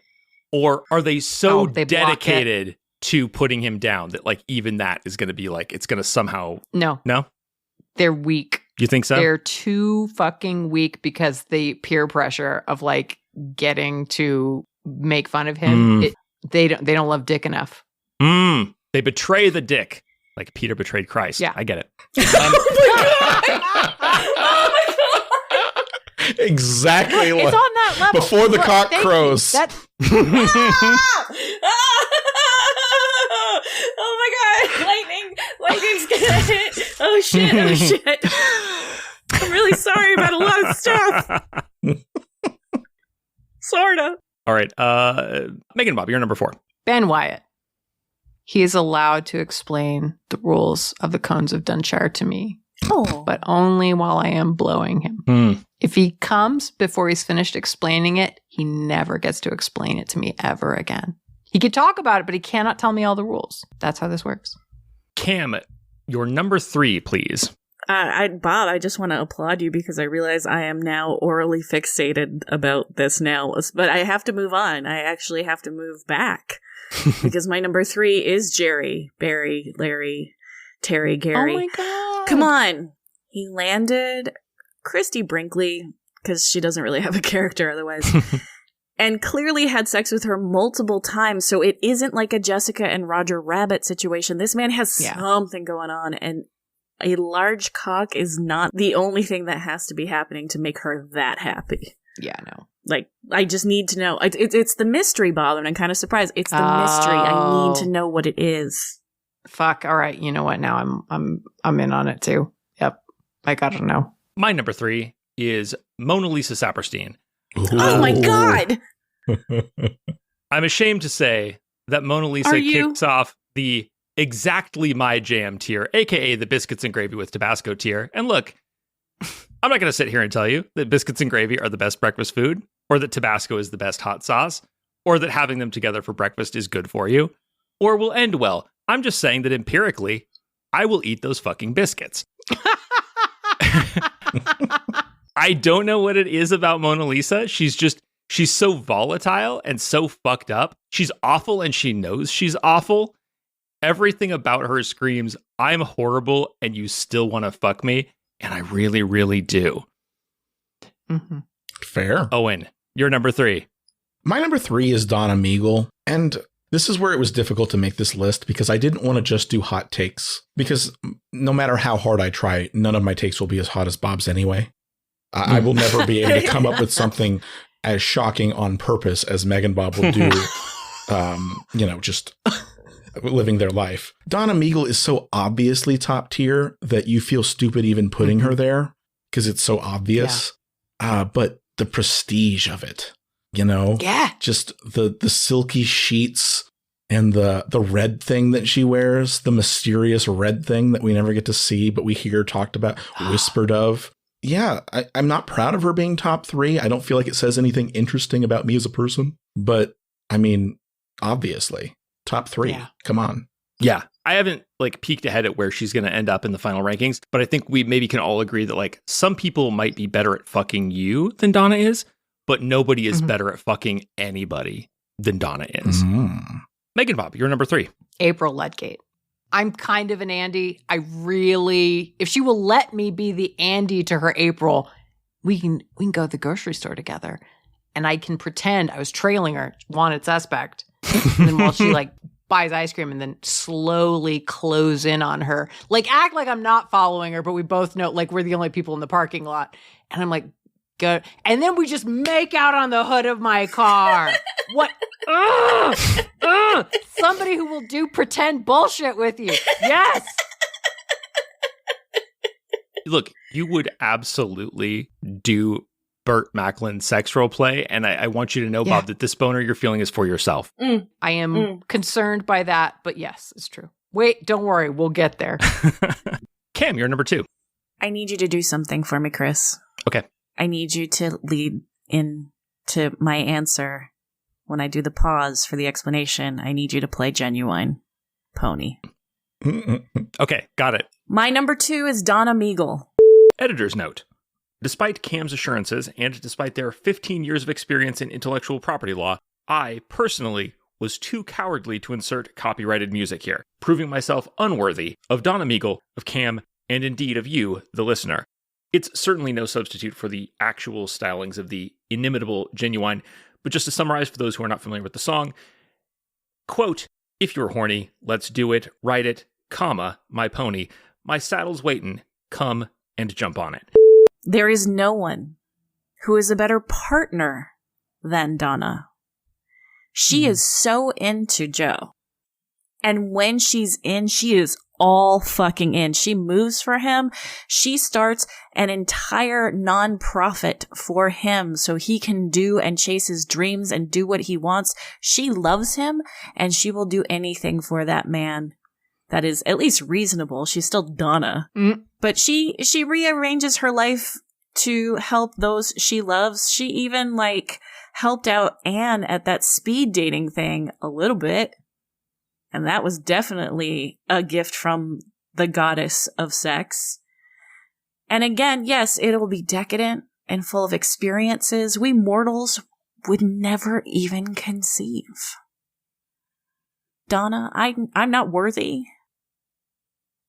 But should you decide that you would give this to me, I would forever sing your praises.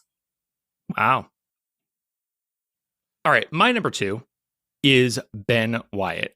I think it was Claire in the MCU episode who talked about the vibe that she would have with Carol Danvers. And I've never had that on Hard Choices before. It's a different kind of chemistry. It's not just that you like what someone does, but it's that you can like sync up with them and do it together with them. I think I would have the nerdy sex weekend of a lifetime with Ben Wyatt. Aww. Like the man who created Cones of Dunshire, like fuck, I can't. He's so fucking logical and precise. And he's got these weird fetishes too. He gets giddy with horniness about like roller skates. He wants to dive into things. He's excited, but he expresses that excitement in like collecting data. And we would produce so much data together. And he's hot too. But that's not even the point. The point is, it is not easy to find a guy who will watch Batman movies with you all day, discuss the elusive essence of the character with you late into the evening, fuck you all night, and be 100% into all of it the whole time. A Ben Wyatt will never come my way again. Aww. Owen, you're number 2. My number 2, and this is a big feels, is Ron Swanson. And I think it's very important to preface this with the fact that in the spirit of this discussion, I am in the fictional universe of Parks and Recreation. I in no way want to imply that libertarians are good at sex. That's important. Thank you. But let me assure you, they nearly never are. But the fictional character of Ron Swanson is amazing. He has a kind of intensity that he keeps very guarded. He's got a lot of depth to him, even though on the surface he feels like as simple as can possibly be.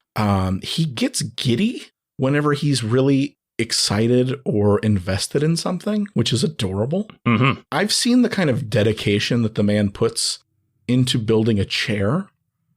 I kind of want to see what he's going to do to me. Yeah. MeganBob, you're number 2. Big feels. No one is surprised. Harris from Animal Control. God. Thank you, Bob. Only guy here who will 100% high-five me after I blow him. Only guy in Pawnee to fill up the cup at the sperm bank. He's gonna make me into a goddamn Jackson Pollock. I don't care if he's too stoned to take good pictures after that. Or even that half of them have kitty ears filters. He's the one on here where I can ride that dick while eating a chalupa, and he's going to be like, haha, yeah. Wait, no, give me a bite, babe. The munchies are hitting. And if you don't get why that soup's hot, I can't fucking help you. I love you so much, Bob. I love you so much. I would have cleaned up in Humboldt. I would have done very well for myself. You camped out overnight to fuck Harris and there was no line. Oh, yeah. What? And no regrets, worth bringing the tent. I got exactly what I came here for. I mean, I showed up later. Like as a matinee? Sure. Yeah. Kam, who is your number 1? My number 1, Kris, is Ken Hatate. You said you are not that person. I am that person. Mm-hmm. I so am.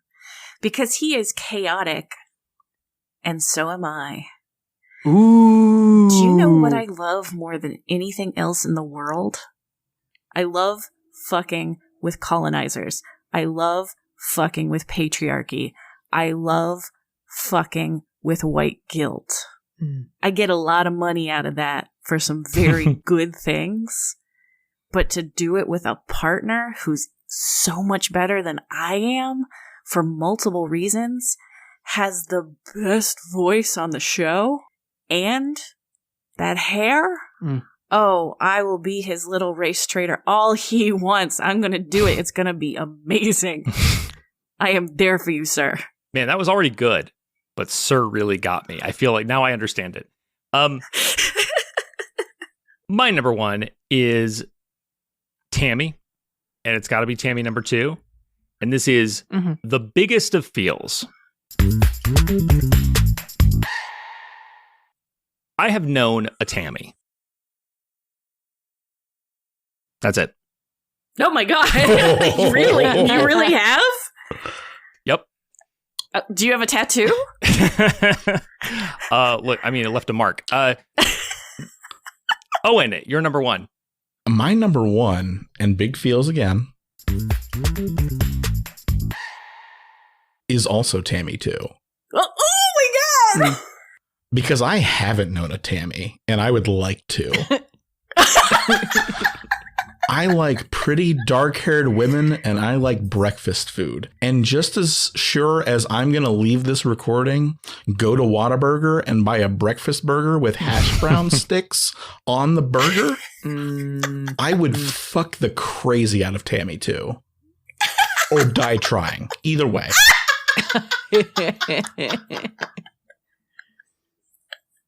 All right. MeganBob, I think you're closing us out. I know. Who is your number 1? We're all looking to die here tonight. Mona Lisa Saperstein. Oh my God. Oh! Dick, please, Daddy. It turns out I'm extremely susceptible to being called Daddy. She's got other features I'm hot for. She's quoted as saying, "I'm gassy, let's make out." Honestly, same. She is number 1 with a bullet for the daddy thing alone. She does not need anything else. It is too good. Is it Daddy Bob or Megan Daddy? Ooh. Just Daddy. Just Daddy. Yeah. Fuck. Thank you, everyone. Now in the spirit of local government, I'd like to open the floor to inane questions that are mostly vehicles for people to shoehorn in their pet topics and pick fights with each other. it's time for a town hall edition of Let's Unpack That. Who gets the biggest boost out of snake juice? Like, you're on snake juice, they're on snake juice. Obviously, you're not like drunk on snake. You're like just on snake juice, like it is a drug. I know who. Okay, who gets the biggest boost? Mona Lisa Saperstein. You're like, oh, the barrier to bad decisions is down. 1,000%. Yeah. Hey, there is not enough snake juice in the world to make me fuck Tom Haverford, but Mona Lisa. Oh, but you people you're not topping him, everybody. Top him. I don't want to touch him. He's too pitiful. He's just useless. He could be more pitiful after I'm done with him. I mean, I can humiliate somebody else. I can humiliate Chris and make him drink, make him eat a Snickers. It'll be fine. Chris Traeger, listeners. Oh, I'm so sorry, Chris. Oh, no, it's okay. This happens to me when I listen to podcasts sometimes. I'm like, my God. Fuck, this is a hornier podcast than I thought. Yeah, I was a little taken aback. Yeah, I hope you eat Snickers on your own, but if you don't, I'm not going to make you. Cam, who gets the biggest boost from snake juice? Now, I just want to be clear, because I don't actually drink and I don't take recreational pharmaceuticals, I don't have a clear indication of what it would be like for me. And so I'm just taking it as a different personality emerging while still being able to give full consent. Mm-hmm. Okay. I just want to make that clear. Thank you, counselor. April Ludgate. Oh, yeah. That goddamn. Spanish flowing out of her mouth. Ooh. In that little bitty scene, like that, like her personality, it was just... That's real hot. I need that. Being yelled at by a woman in Spanish is pretty hot. Unless it's your grandmother. Yeah, okay. I mean, there's that. Some of us are traumatized. I think whenever someone says that's hot, implicitly, unless it's your grandma. Unless it's your personal grandma. Your own. Okay, Chris? Most improved by snake juice. Is that what I'm being asked? Mm-hmm. Yes. Okay. Ann Perkins. Really? Ann Perkins has everything going for her except that she can't, like other people have the read on Leslie that, like, she's going to do everything for you. But she does that from a place, I feel, of, like, if not exactly insecurity, then, like, I have to be perfect all the time. I feel like Leslie takes a lot of pride in, like, getting it exactly right for people. And her only problem is that she actually kind of, like, gets lost in other people. Like, she takes on her partner's personality and, like, I feel like wouldn't be fully there with you because she's just, like, becoming the person who, like, fits in the scene, you know? But she has her own shit going on. And I feel like even more than Leslie, if she's drunk and something real comes out of Anne, that gets rid of every obstacle that Anne has to being the best fuck on this list. Because even if she's not as skilled as somebody like Donna and not as in charge, if she's being fully authentic, just like the desperation. I feel like if Anne could drop her inhibitions, nobody's going to get on your dick with, like, the desperate enthusiasm of Anne if she, like, emotionally needs it. So, yeah, Anne for sure. That was entirely well too thought out. Little do you know, Chris has a separate list that's just the snake juice. I'm just over here like, I want to have sex with the crazy girl. I'm glad that I've led you to what is always the right decision. I mean, Perd Hapley's going to get such a boost from snake juice. That's insane. That's like one step below fucking capitalism is fucking commercial media. He's just going to talk slower. But it's like local news. No. He's going to be saying things that don't fully make sense, but he is going to continue to do them in a news way, but he's going to be doing it about random shit. And he's going to be giggling at himself and at the entire situation. And I really don't think he's a stumble around drunk. I think he's a sit somewhere and sort of like giggle at everything and then kind of narrate drunk. I think you can get into bed with that and just like giggle and kind of have a sexual encounter that's like just unlike anything else, I think. I don't really know exactly what would happen, but like this just in, your tits something. Like, come on. While he's like... I know what I'm saying next time I have sex. Oh, God. She's going to know the reference, Owen. That's not going to go well. I'm not going to do it in the Pert Hapley voice. I'm going to say it the way I would say it. Oh, well. Who? No one would fucking suspect. If she listens to this, you're a little screwed. An impenetrable disguise. I think the only reason I don't agree with you, Bob, is because I think that what you end up with is something incredible and like singular, and that's already what you get with Perd in a different way. But I agree that it's like another equally like impossible to turn down experience, because all he does is like sort of haltingly recite reality, like, and if he can't keep track of what's going on, Tony Schiavone. Yeah. What? Oh man, yeah. That's a burn. I'm sorry, my God. Tony. You didn't fucking deserve that. Perd Hapley wrestling commentary. Why did we never get it? Oh, that sounds amazing, actually. One man is doing to another man. There you go. I feel like I want to do a dub of a wrestling show now and just do Perd Hapley commentary the entire time. That man was hit by a chair. That is not what a chair is for. Once Garden Plots is over, Bob, you got your new idea. So worst on snake juice. I mean, we know you're all like, you can't, obviously Tom. Yeah, Tom is so bottom in the F tier that we don't even have to say it. How about a person who drops the most from snake juice? Oh, Harris for me. Harris drinking, fuck that. No interest. Zero. He's on the precipice already. That's the thing. Like, if he's so high that if he's one bit drunk, you're tucking him in. That's the only move you have. Yeah, exactly. Which is like, that's cute, because I bet. Okay, disagree, but all right. You don't get him like I get him. No, thank God. Kris, he's bad and stupid. It's so fun. I feel like Harris is, and I can't believe I'm saying this, the worst version of Andy Dwyer. Like, no redeeming charm. Like you were saying. But so much cum! You were saying that, like the only one who will high five me after a blowjob is Harris. No, absolutely, Andy will do that. And Andy's going to want to go do something afterward. Not like a boring something, but like he's going to want to at least go somewhere. You're imagining a Harris who wants to take you to Taco Bell, and I'm telling you that it's a fantasy. No, we order. It's a order the Taco Bell.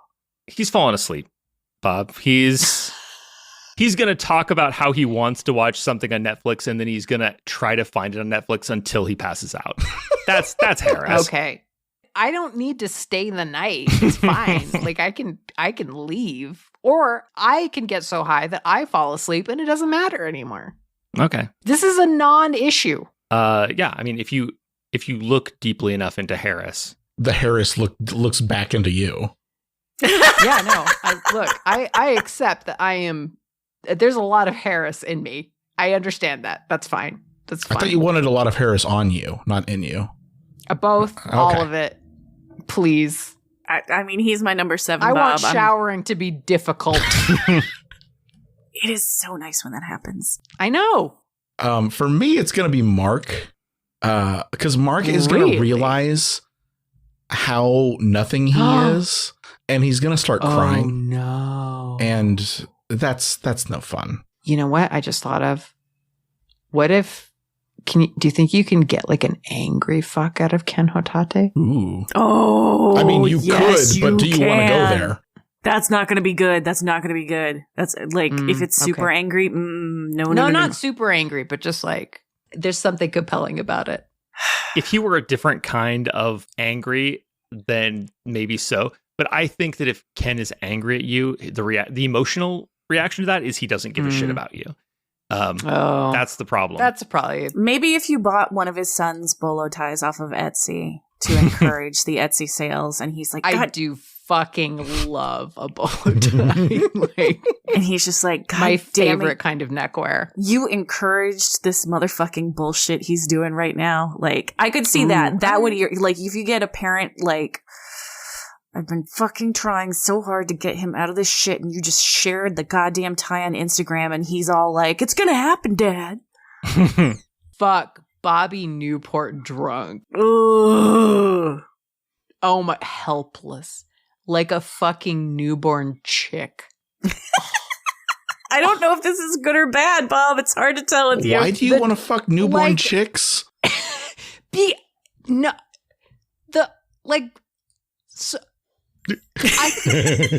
so easy to destroy. He's even more easy to destroy now. He's so, like, I can't describe why watching this person who has so much money be completely helpless, like why that does something. Are you for just me. going to take the money? Because that I can applaud. No, not necessarily. Like, because I just want to watch him be, like, even more incapable of, like, reckoning with the world that he lives in.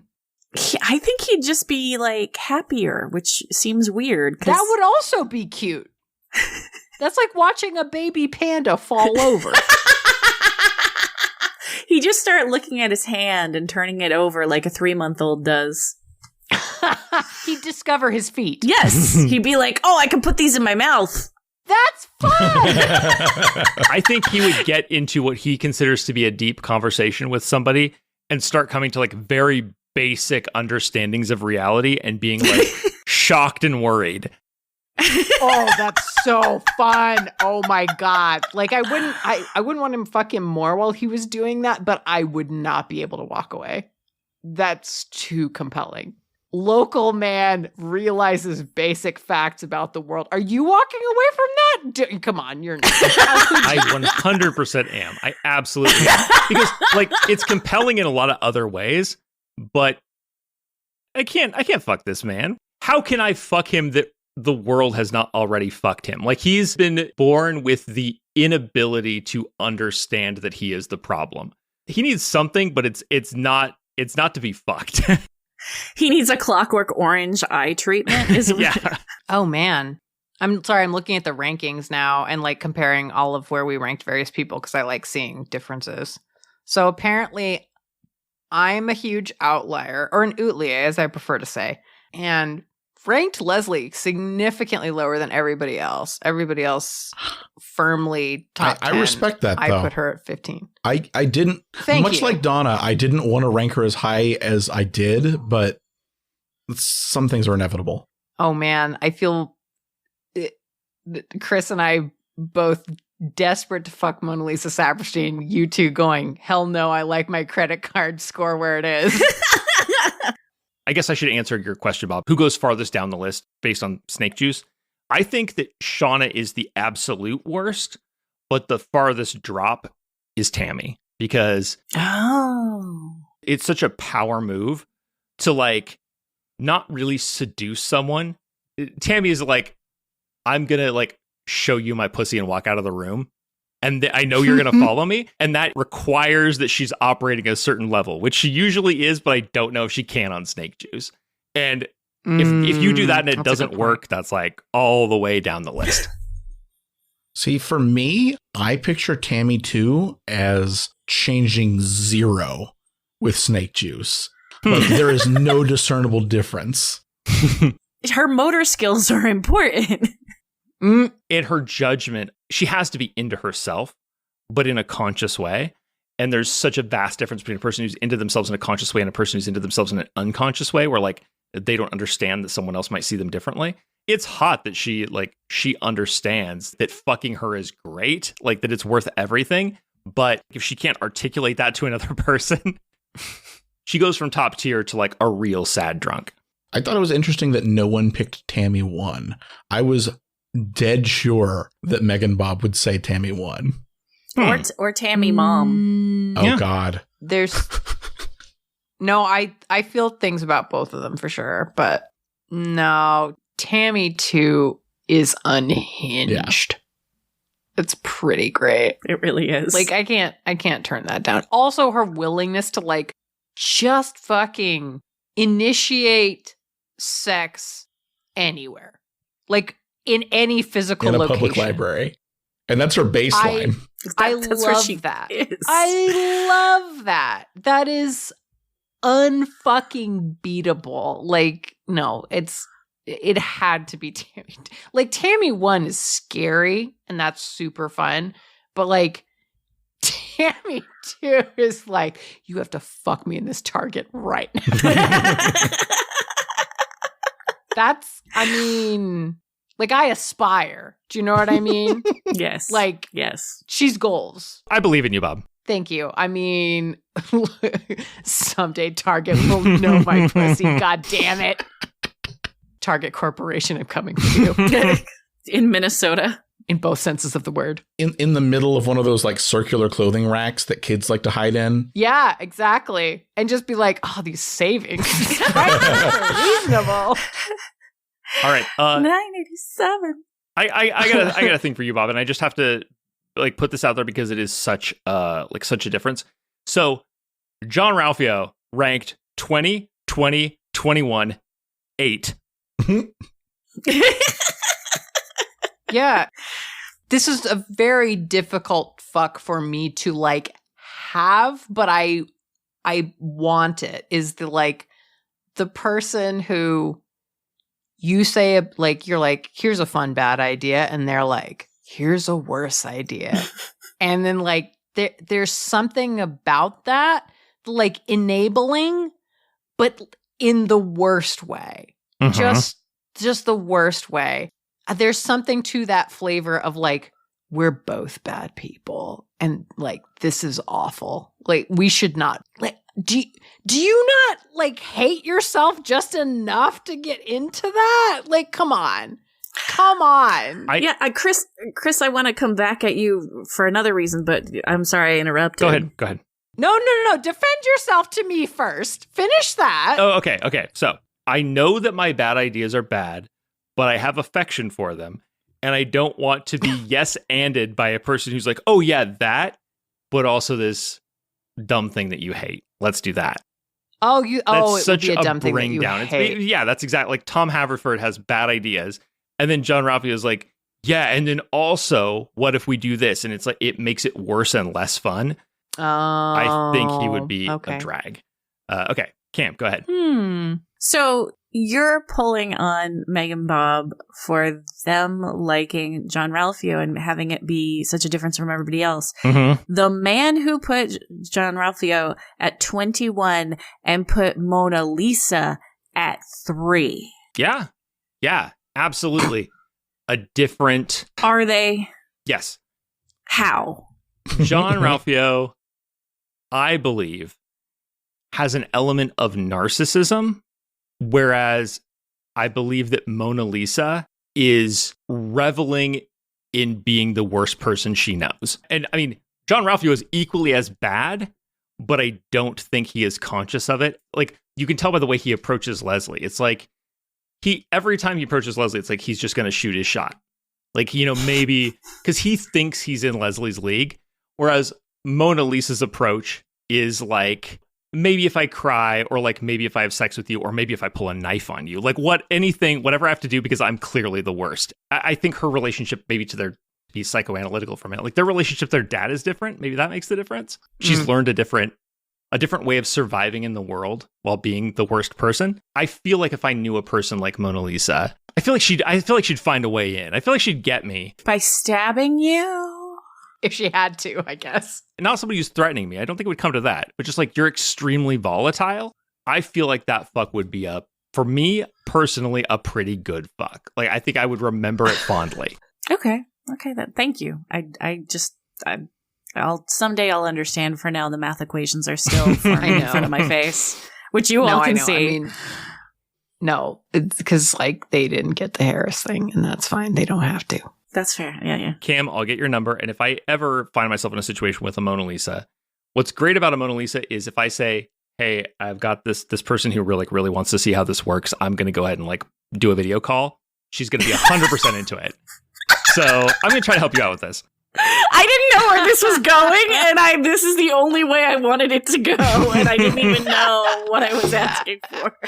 I mean, I thought you were going to call me for help to come get you. But, No. I like that.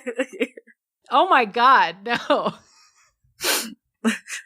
I can see Kris feels like fucking gun. Like, if you try to help me, I swear to fucking God, I'll I can kill face you. the peril. It's very perilous.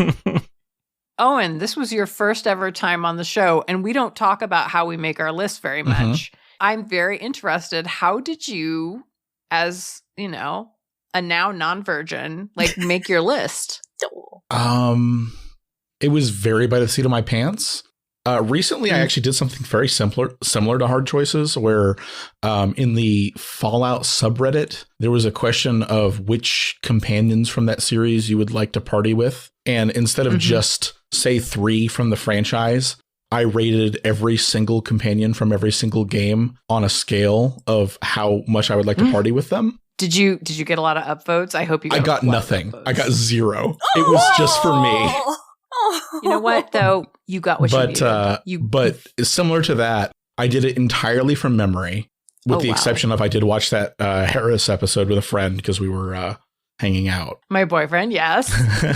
Yeah, I put it together pretty quickly before the episode. Like, I definitely had characters I was running through my head. I immediately pegged Tom as the bottom, but the top... Tammy 2 definitely leapt out to me as my top choice, but pretty much all the rest of my top 10 kind of fell into place. Like I was saying, like Leslie and Donna, I felt so obvious that they should be towards the top. Also, weirdly, Kris, did anyone rank Kris highly? No. Median was the highest. This is a question for Hard Data Man who has words for these. He is for like... He has tears. Oh my God. I want Hard Data now. I also had tears, but they weren't as creatively or themed. Well, I mean, Kris has done a billion episodes now. See, I had subsets, so... I have a question for Kris, because you and I are the ones who made our list a long time ago when we were going to do this and then had to pivot to something else. Did you change any of your rankings? I did not.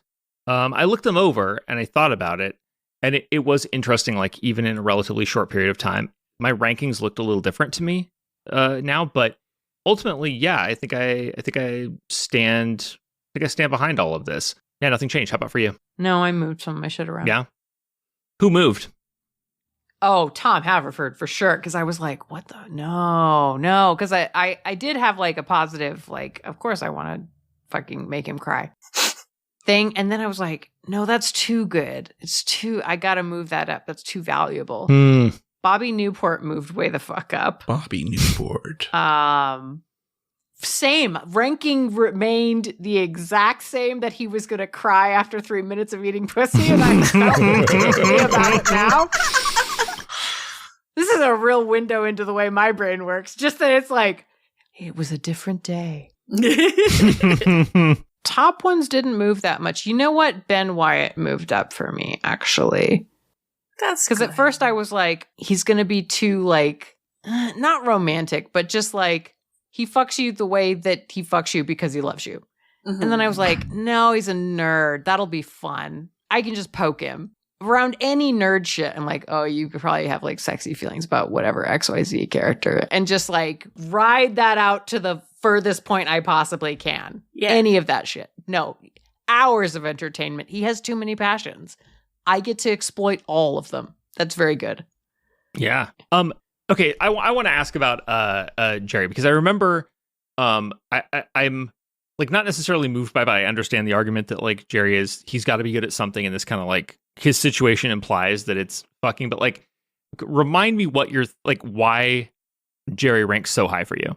I feel like there are two ways to read Gary. It seems obvious that either he's terrible at sex because he's terrible at everything and he's a boring middle class white guy who's middle-aged, or the more interesting thing would be that he's actually some kind of sex god.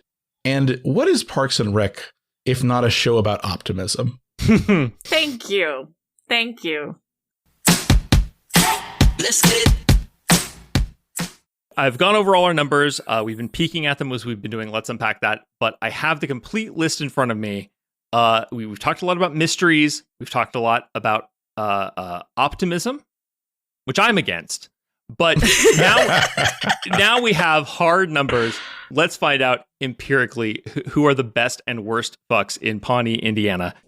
At the very bottom, coming in at number 21 by near unanimous agreement, is John Ralphio Saperstein. Good. I like trash. I don't mind. At number 20, we have Tom Haverford. At number 19, Mark Brandanowitz. The system works. You say that, but at number 18, we have Perd Hapley. The system works. Look at my numbers. At number 17, Craig Middlebrooks. Again. At number 16, Chris Traeger. Mm-hmm. At number 15, Shauna Malway Tweep. Aw. At number 14, Andy Dwyer. Jesus Christ, what he did to Anne in the first season. And here he is. Oh, there's no justice in that. At number 13, we have a tie between Harris and Ann Perkins. You motherfuckers. What?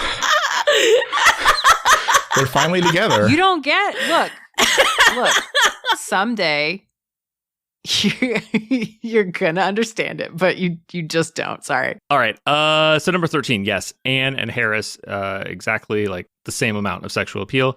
11, we have Bobby Newport. Good for Bobby Newport. Good for me. I'm nailing this so far. I'm excited. At number 10, we have Mona Lisa Saperstein, tied with Jerry Gergich.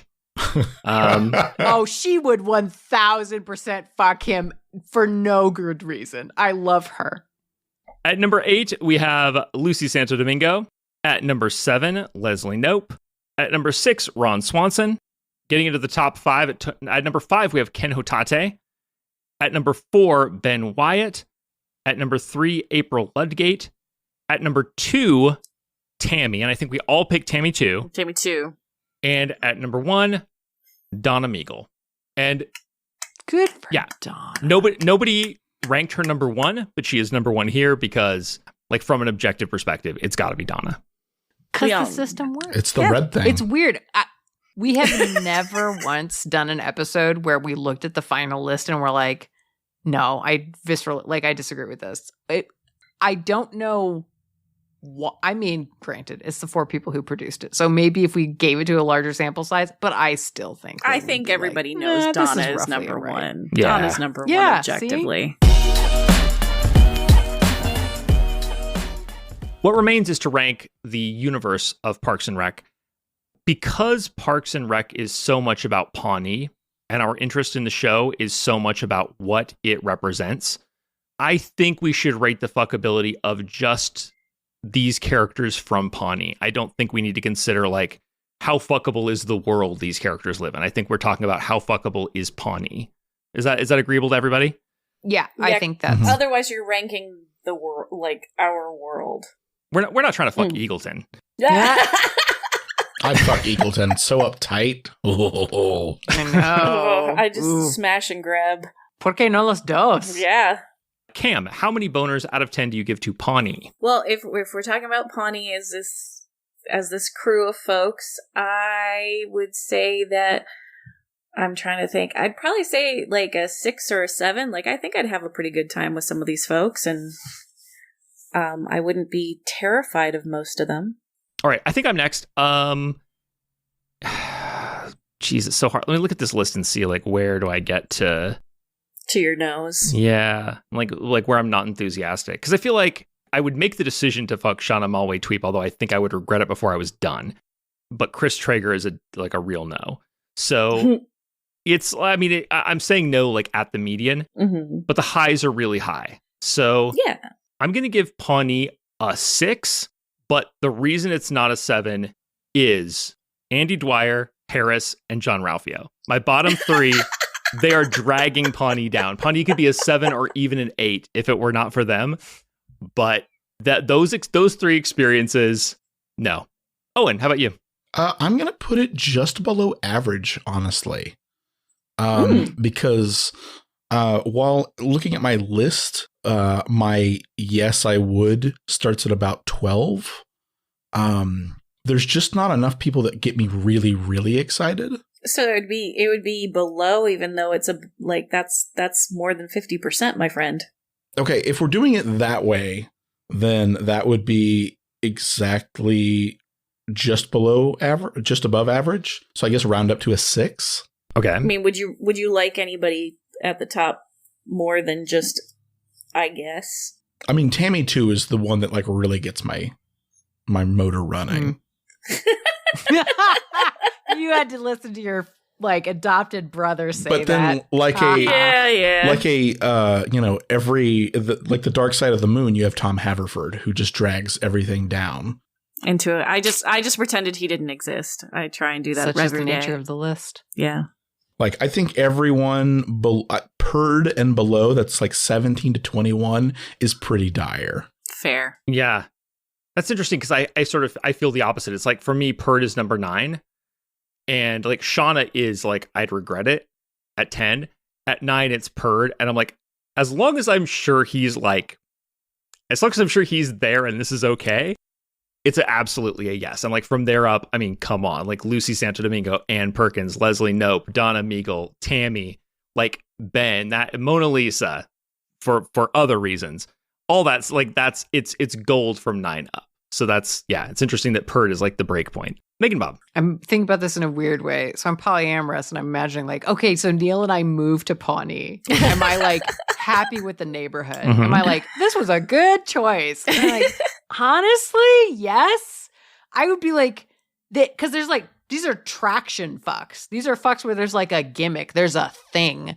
Like a lot of the MCU people do not have that. Mm-hmm. Mm-hmm. But these people do. So I feel like I gotta give it probably a 7. Okay. Not necessarily a 7 of like, these are all fucks you're gonna be like, yeah, I was a 10 out of 10. But like, goddamn, you're definitely gonna remember them all. Yeah. That made the math super easy for Kris. Yeah. Very easy. That is a 6.5, which is not a super high placement, but I think in this, that feels objectively correct to me. It's like the world around us. Yeah, Like- exactly. One more thing, and very in keeping with the vibe of Parks and Rec. What have we learned here today?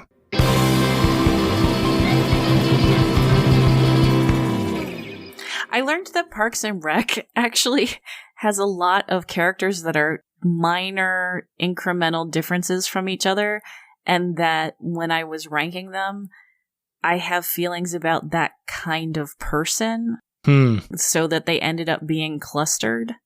And then I had to figure out amongst those groups and try and fit them in. It was very different than other hard choices I'd been on, where the characters are more distinct, honestly. So I guess in real life, like the way that we kind of, or at least I'll say the way that I tend to stereotype probably had more to do with how I was ranking than that normally happens. That is fascinating. I think you're like in real life, which is basically like Parks and Rec, right? Interchangeable. Yeah. Everybody's different, but not everybody is different to fuck. Like, not everybody has a distinctive self in that sense. Some people, like, their distinctive self is located somewhere else. And so that made a big difference for me. Like, you know, my tiers, like when we go up to the Belgian waffles, that's like fucking you is good in a way that fucking other people, it's different from that. Whereas like just below the cutoff, you've got Lucy Santo Domingo, which is like obviously hot, fun to be around. But that's going to be the same fuck as anybody who's hot and fun to be around. And so that's a big division. And like, it's not that these characters don't have other depths. So somebody like Ron, I mean, he's an interesting person, but I also think that, like, you know, unless you're Tammy, what you're getting out of him is just, it's what he knows how to do. It's the best chair he knows how to make you. I don't think that he has a distinctive self that lives in his sexuality, maybe. So yeah, that's interesting that you have like these clusters of different types of people. Because to me, it's like, you may be a type of person, but does that come out? Or when it comes to the bedroom, are you just like basically the same as everybody else? Because that's not your thing. Yeah, it was like creepy 90s dude, which was about 5 of them. And then insecure 20-something woman, which was about 4 of them. It just kept on clustering with the characters that I was like, eh. And then it was the characters that actually had something different or unique about them that made me want to be around them. What was your ranking for Purd? Purd is not a person. Purd is not a person. Purd is the media. I also had a relationship with a journalist that went very, very, very, very south, and I'm still angry about it, so that might be part of it. Okay, who else learned something? I learned that even though I put very little thought before being asked to be on this show into how much I would or would not like to fuck these characters while watching this show, I could still talk about it for 3 hours, which honestly shouldn't have been surprising, but was a little bit. Congratulations to the hard choices. The system works. What about you, Bob? I think the only thing I learned is just how powerful the word daddy is, I guess. A valuable lesson. Yeah. Now's the part where we get to learn about one another's projects. So, whoever's got shit to plug your shit. Owen, have you shit to plug? I sure don't. I did a podcast several years ago, and no one should listen to it. I'm not even going to say the name of it. Wow. That is I guess I can be found. Anti-plug. Yes, an anti-plug. Don't look into me at all. Don't perceive me. My wife is the queen bee of the Unspoiled podcast network. I've been on a couple of her things, so I guess those are allowed to be perceived. So go check out her stuff. Her name's Natasha. Her name is Natasha. The name of the podcast is Unspoiled, and it's an excellent network with many good shows. All right, Cam, you want to plug something? I'm now found enough antidepressants to get more shit done, so hopefully things will be working in a positive direction. Fucking congratulations to you. There are some people who will be listening to this that know that I've been doing a project for you, MeganBob, for over a year, and it's finally fucking getting done, and I'm really excited about it. I'm curious about what this is. Well, you'll find out. Okay. Because I finally have meds balanced. Oh, man, that's such a good feeling. I'm so happy. Yeah, every few years it goes completely out of whack, fucks up my life, and now it's back on track. I'm really excited. The meds experience. Woot. All right. Keep taking them, kids. Yeah, amen to that. I don't think I have anything to plug. Other than the 8,000 things you do. I know. I'm not going to. I can't deal with the pressure. All right. I'm always going to punt on garden plots. Forget that. I think, MeganBob, you cut that I mentioned it. Can I try? Let's do it. Let's go. Okay. No. Hey, okay. You know what? Actually, hey, okay. Is your Bob, this is an editor decision. We'll see if it goes in. Well, MeganBob, I think that you actually have a podcast that is an audio drama about the characters from the TV show He-Man, and it's such a good spoof of taking the villain Skeletor and pretending that he has a podcast about gardening.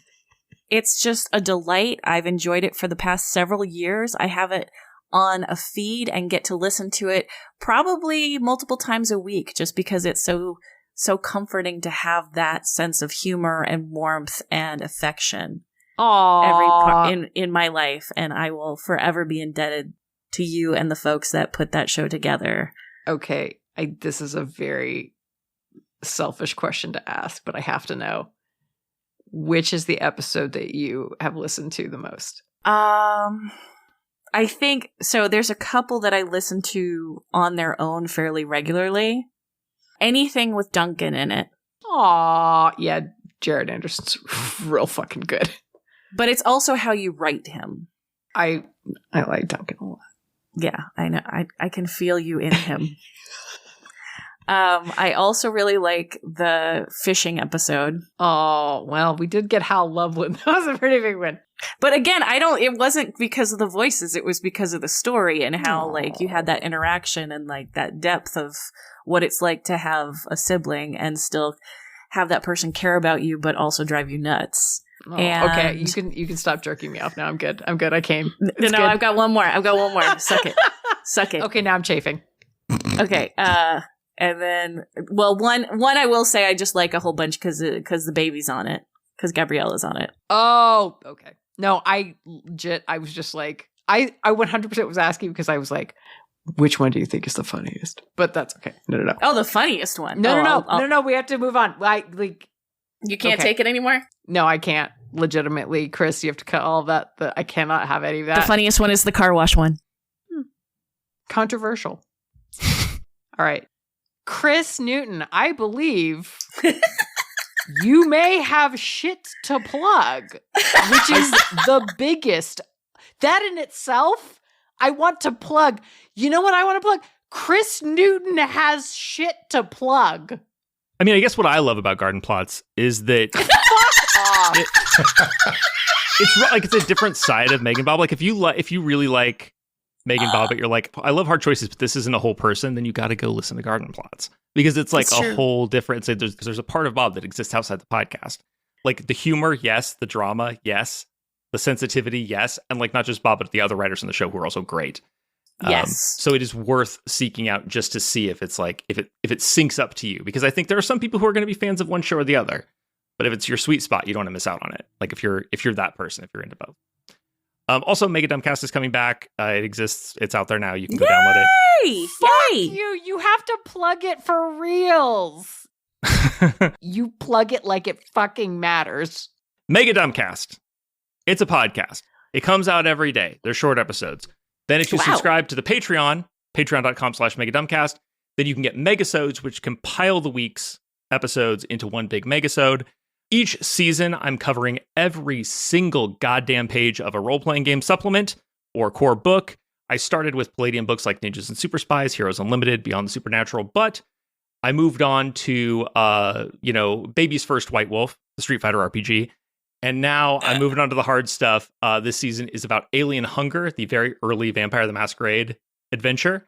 It is bananas. It has a huge secret that if anyone here knows it and spoils it, I will not only cut out that, but I will cut you out of the entire episode.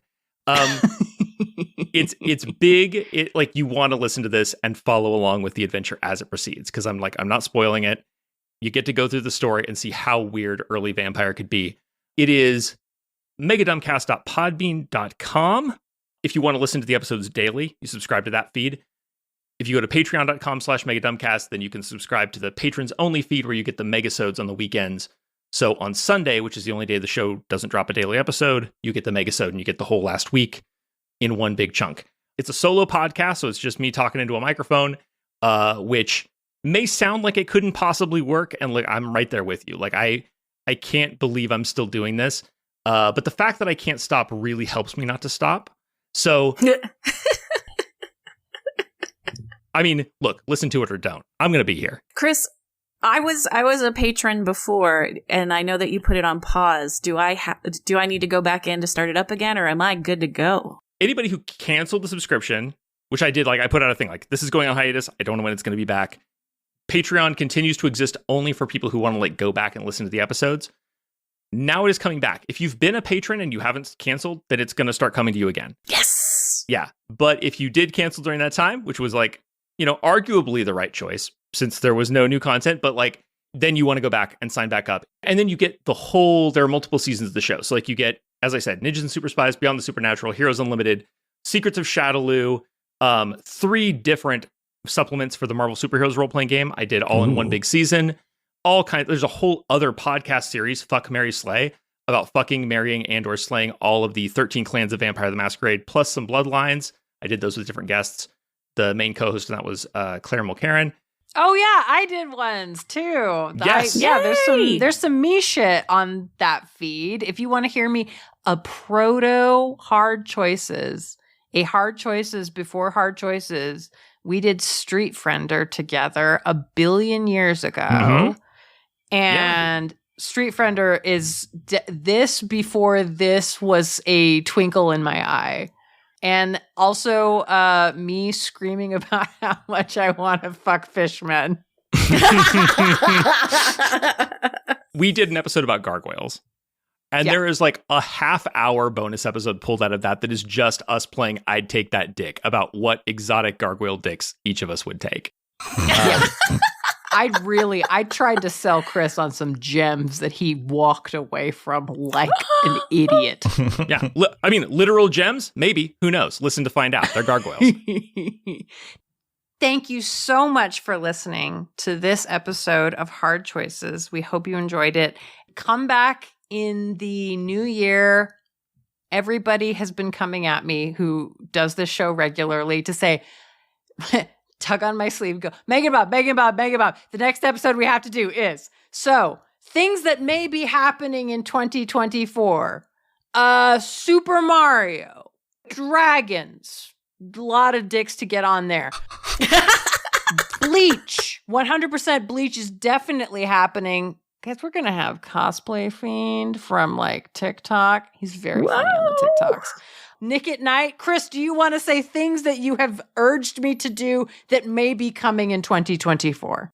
How about new Star Trek, including Strange New Worlds, which every single character who has ever appeared on screen in that series is eminently fuckable. Okay, there we go. Oh, we should also probably mention, like, because in the last regular episode, I think you said the next one was going to be Street Fighter. I believe that is still coming. I hope it is, because I wrote the script already. Yes. No, we're going to do Street Fighter. Hell yeah. Weird choices. Pop-Tarts when, Bob? When is the Pop-Tarts Weird Choices coming out? Look, I got a lot of stuff going on, people. Like, I have too many podcasts as it is. I'll get to it. Look. Bob, give me your keys. I'm going to drive the podcast. Okay, fine. We've all been waiting for this day to just occur. The genius is too much. MeganBob needs people to keep them. Yeah. Okay. All right. Kris, do you want to end the show then? Do you want to park it? All right. Here I come. Here it goes. I don't drive, everybody. Hang tight. Thank you all for listening to this uncharacteristically sunny and optimistic episode. I'm sorry you had to think about fucking Harris, but I'm very happy that you got to think about fucking all these other people in Pawnee who are very much worth your time. Bob, do we have any idea what is the next thing on Hard Choices? The next thing's going to be Bleach. Bleach. Do you remember Bleach? Probably most people don't. Look, it's an anime with 1 billion episodes and they're all dumb. It's great. All right. So come back next time for Bleach. And until next time, you got to do this part, Bob. I can't tell them to stay hard. Okay. Then look. They're going to be soft. And I'm sorry, that's not my fault. That's Bob's fault. Goodbye. This has been Hard Choices. If you want to show your support and get even more goofs from behind the scenes, visit patreon.com/hard choices and become a patron. You'll get exclusive voting rights and participation in every weird new thing we do. If you like the show, please consider leaving a 5-star rating and review on the podcatcher of your choice. It shows people what's fun about the show and makes it easier for others to find it too. Hard Choices is produced by MeganBob. Our theme song is Funk Me by Soundroll. This piece and all music used in this production is licensed through Upbeat. You can find details in our show notes and listen to more great tunes at upbeat.io, spelled UPPBEAT.io. The Hard Choices logo is designed by Claire Mulcairn. If you'd like to get into touch with us, look for the Smash Fiction Fan Faction on Facebook and join the conversation. Thank you so much for listening and hanging out with us. You're a peach!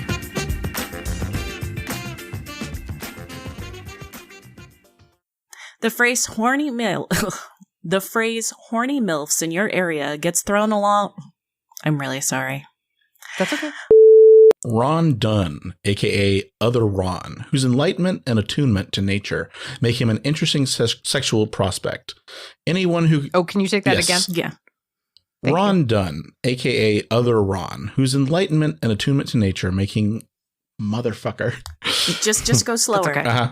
Ron Dunn, a.k.a. Other Ron, whose enlightenment and attunement to nature making...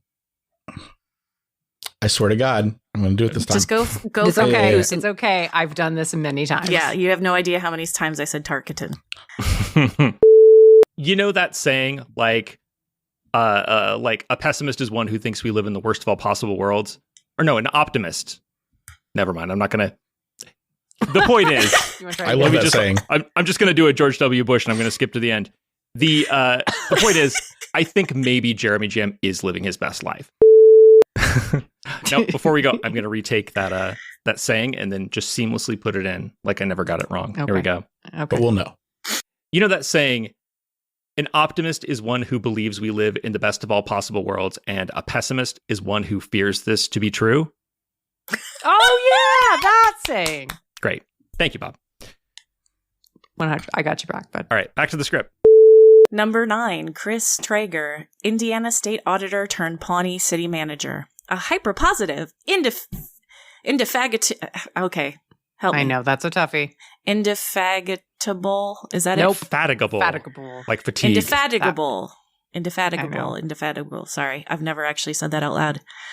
I know, it's one of them. A hyper-positive, can't do it. Okay. A hyper-positive, indefatigable. Okay, one more time, guys. You could say it with emphasis. Sometimes that helps because you can you can do all the syllables individually and it seems like a choice. Oh, I just need to know how to say it again. I forgot. Indefatigable. Indefatigable health nut. Mark Brendanowitz. Oh, fuck. Bobby Newport relies on charm to struggle through the easiest life imaginable. Bobby Newport's never had a real job in his life.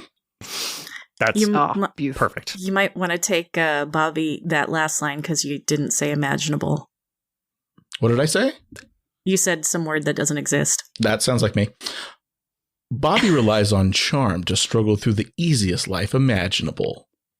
There we go. Beautiful. This is why it's nice to have your sister on so she can point out every flaw you've ever had. I mean, it's either that or podcast this with is my how wife in which the exact same thing happens. So Awesome. No, this is how you make a good podcast. This is what your fellow podcasters have to do. So it is so much better to be corrected than to fuck up a word and nobody notices that it's just out there forever. Oh yeah, I'm not complaining. Yes. Yeah, if everybody's polite to you on a podcast, you sound dumb forever. It's the worst. Mm-hmm. I would a million times rather, if I fuck up a word, you goddamn tell me, people. Number 17, Ken Hotate, tribal elder of the Wamapoke and owner of the Wamapoke. That's Wamapoke. It's just Wamapoke. Wamapoke. Thank you. See, it's just right there. Kris Traeger. I mean, they gotta admit, there's something really fucking sweet about a guy who's gonna get tested twice for STIs before he agrees to. Oh, gotta wait for these fucking dogs. I can't hear them if it helps. They'll definitely be on the recording. Yeah, I can hear them. Yeah. I still have the background noise of nonsense. Stupid hotel. Children, you're stepping on my jokes. How dare you? I think he would make me feel gross. And that is why he is at the top of my foods that make you feel bad tier, aka the fast food hash brown disc tier. Monster. I fucking love those. a fast food hash brown. I had hash browns today. Okay. You monster. New plan. After we wrap this episode, we're all going to IHOP, right? Yeah, in our respective 1000%. cities. Yeah. Oh, fuck. No. Look, y'all, Jack in the Box will goddamn deliver breakfast to you at any time of the night. I have not lived in a place that had Jack in the Box in decades. Oh, no, I love a Jack in the Box, man. The only place where you can get a fucking egg croissant and egg rolls. This is So the most embarrassing conversation anyone's ever had on Hard Choices. Let's move on. If you're not look, I'm in it too. Of course, there's a reason I know that they make you feel bad. I just love your vocabulary, Chris. It just makes me happier. Yeah, I know. It makes me feel good that I studied for the SATs with that one book that one time. Thank you. I'm glad to help you get your money's worth. Owen, you're number It was 6. free. All right, back to the script, and I'm going to do this part, and then sometimes we want to take a break here, and if we do, that's fine. I'll do the I have to blow my nose so bad, guys. My butt hurts. Okay. Okay. Well, I don't know if we can fix that by a short break, but we could try. Okay, I'm hurrying to it. I'm gonna say the thing. Here we go. Hurry, there's butts on the line, Chris. Oh, fuck, it's a whole speech. Here we go. So the hoodie is up. I know. It's because I had to turn off the heater, and so now I'm cold. Oh no. That's the one. I mean, also, it does make me more adorable, but mostly it's cold. I was just thinking less hair, but that's, I'll survive somehow. Oh, no, but look. Bear ears. I know, very cute. Well, you guys can see the... you prefer the hair. Fair enough. I do. Your hair is fantastic. Thank you. Yeah. I'm annoyed with it right now. That's It's like you liking my dog that's jumping up on you, and I'm like, don't reward this behavior. Like, I know you say it's fine that he's jumping on you, but you got to understand I have to live with it after you leave. So, like, don't fucking reward this behavior. No, it's fine. I had no idea that Owen was this into Parks and Rec and knew and like could pull it as quick as he did with only watching it twice. I feel like such a slacker. Pretty impressive. Yeah. I'm sorry. No, don't worry about it. Wait till we do the fucking mailbag episode. We're like, who's this asshole? I don't know. I'm like, on very little, I want to fuck them now. Cool. You're a podcasting god. I understand. Thank you. I didn't say a good one. I'm sorry. This is wow. Ooh, the harsh. Jesus Christ. Fuck with the editor. You're a vengeful Tough Old crowd. Testament podcasting guy. He does have the delete button at hand. I'm going to take out everything funny you ever said, you bitch. I'll take clips, unedited clips of you making mouth sounds, and I'll put them in the outtakes. Oh, God. All right. Just some mouth smackies. I know the daddy thing hits hard when I've got the barriers on. I know. Papa Bear. Fuck, the town hall parts were so good. Yes. Honestly, maybe the best bit in the show. Maybe, yeah. As a writer, I can 100% feel that everybody's joy was like, no, come on, can we get it into this episode where we just get to say all the dumb shit? It's all jokes. No content, just I jokes. want to tell you that there was a version of this episode where the intro was that I'm running the town hall meeting and all of you are a person at the town hall meeting, like the one who tries to start a chant. But unfortunately, I did not know Owen and Kam well enough to to set it up. But I have. What was my chant? Tell me, you coward. Which one were you? I'm afraid I can't tell you. Look, it's like the Smash Fiction dossier. That's for me to know. Oh man, I'll put you in a figure 4 next time I fucking. Who gets the? Go for it. I'm opening this up. MeganBob, how do you live? What? In what sense? There's a lot of ways that could go. What do you mean? I mean, just given your choices on this podcast. Walk me through a day in the life of MeganBob. The look of shock on their face I just feel like I can't. I mean, if it's too personal. I get up in the morning. I have liquids like a person. Mm-hmm. Unspecified liquids. That's a good start. I get high like around 2 in the afternoon and then stay there on into the evening where I fall asleep in a small nest on the couch. Okay. And then in the rest of the day, wild card, could be anything. Okay. I need to make some New Year's resolutions. I'm writing all of this down because clearly you're living your best life much better than I am. I mean, I didn't even think about a nest on the couch. Oh, buddy. No. Friends, loved ones. Put bed pillows on the couch. Mm-hmm. You haven't met my wife, huh? Oh, is she all bed pillows on the couch? No. Oh, goodness. No. That would ruin the aesthetic. Oh, is she a style? Oh, no. No, I mean, I like an aesthetic, but that's what fun pillow covers are for. Like you want fun pillowcases and then just bed pillows. And then you just couch. I would love to see you try and make this argument to my wife. It would not go well.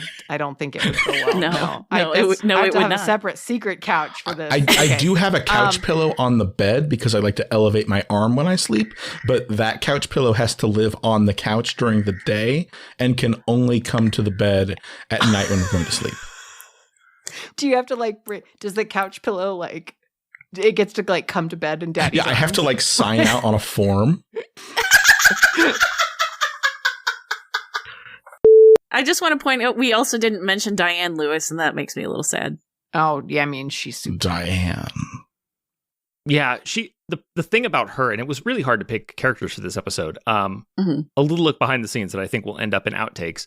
But like, we planned this episode originally with me and with Bob, but with 2 other hosts who like picked the honorable mentions and picked like the other characters below a certain point who got on this list. Because like there's 13 or so obvious characters in this list, and it's one of those where like the rest of them, it's up for grabs among a huge supporting cast. And so this list really reflects like the individual interests of people who aren't here. And yeah, it's very interesting how everybody kind of has their own place that they want to focus in on this giant cast. And I feel like Diane's thing is like, yeah, she's super hot, but she's like in the low A to high B tier, which is where I think we have a lot of gaps because we really want to get in like the top, like the people we have a specific thing for, or the people who we're absolutely sure like fuck like no one else. And then there's this sort of middle of people who you kind of want to have on the list just because they're like, it'd there's be something weird different. not to say something about it. Would be weird to leave them off and then have Diane in the middle of the list because like there is no C tier. You know what I mean? Yeah. So no, I just meant that she wasn't in honorable mentions even. Yeah. It was rough. I mean, honorable mentions was hard. You did such a good job, Kris, and I can't tell you how much, but I just wanted to give her a little bit of a shout out. This is not an easy thing to put together, and I am constantly impressed. Oh I know. man, Kris is a fucking rock star. I mean, that was also at you, Bob. Oh, thank you. The huge list. Like, I mean, we don't have Joan Calamezzo, we don't have Brandy Max, we don't have. I mean, fuck. Oh my God, Joan. Yeah, Owen, you're the one. Owen, you added Jeremy Jam. We did not have him.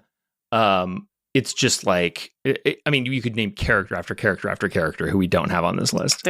Yeah, and it's a shame because like Diane, of course, absolutely. I mean, it's Lucy Lawless. I mean, I know it's not, but it is. Yes, it is.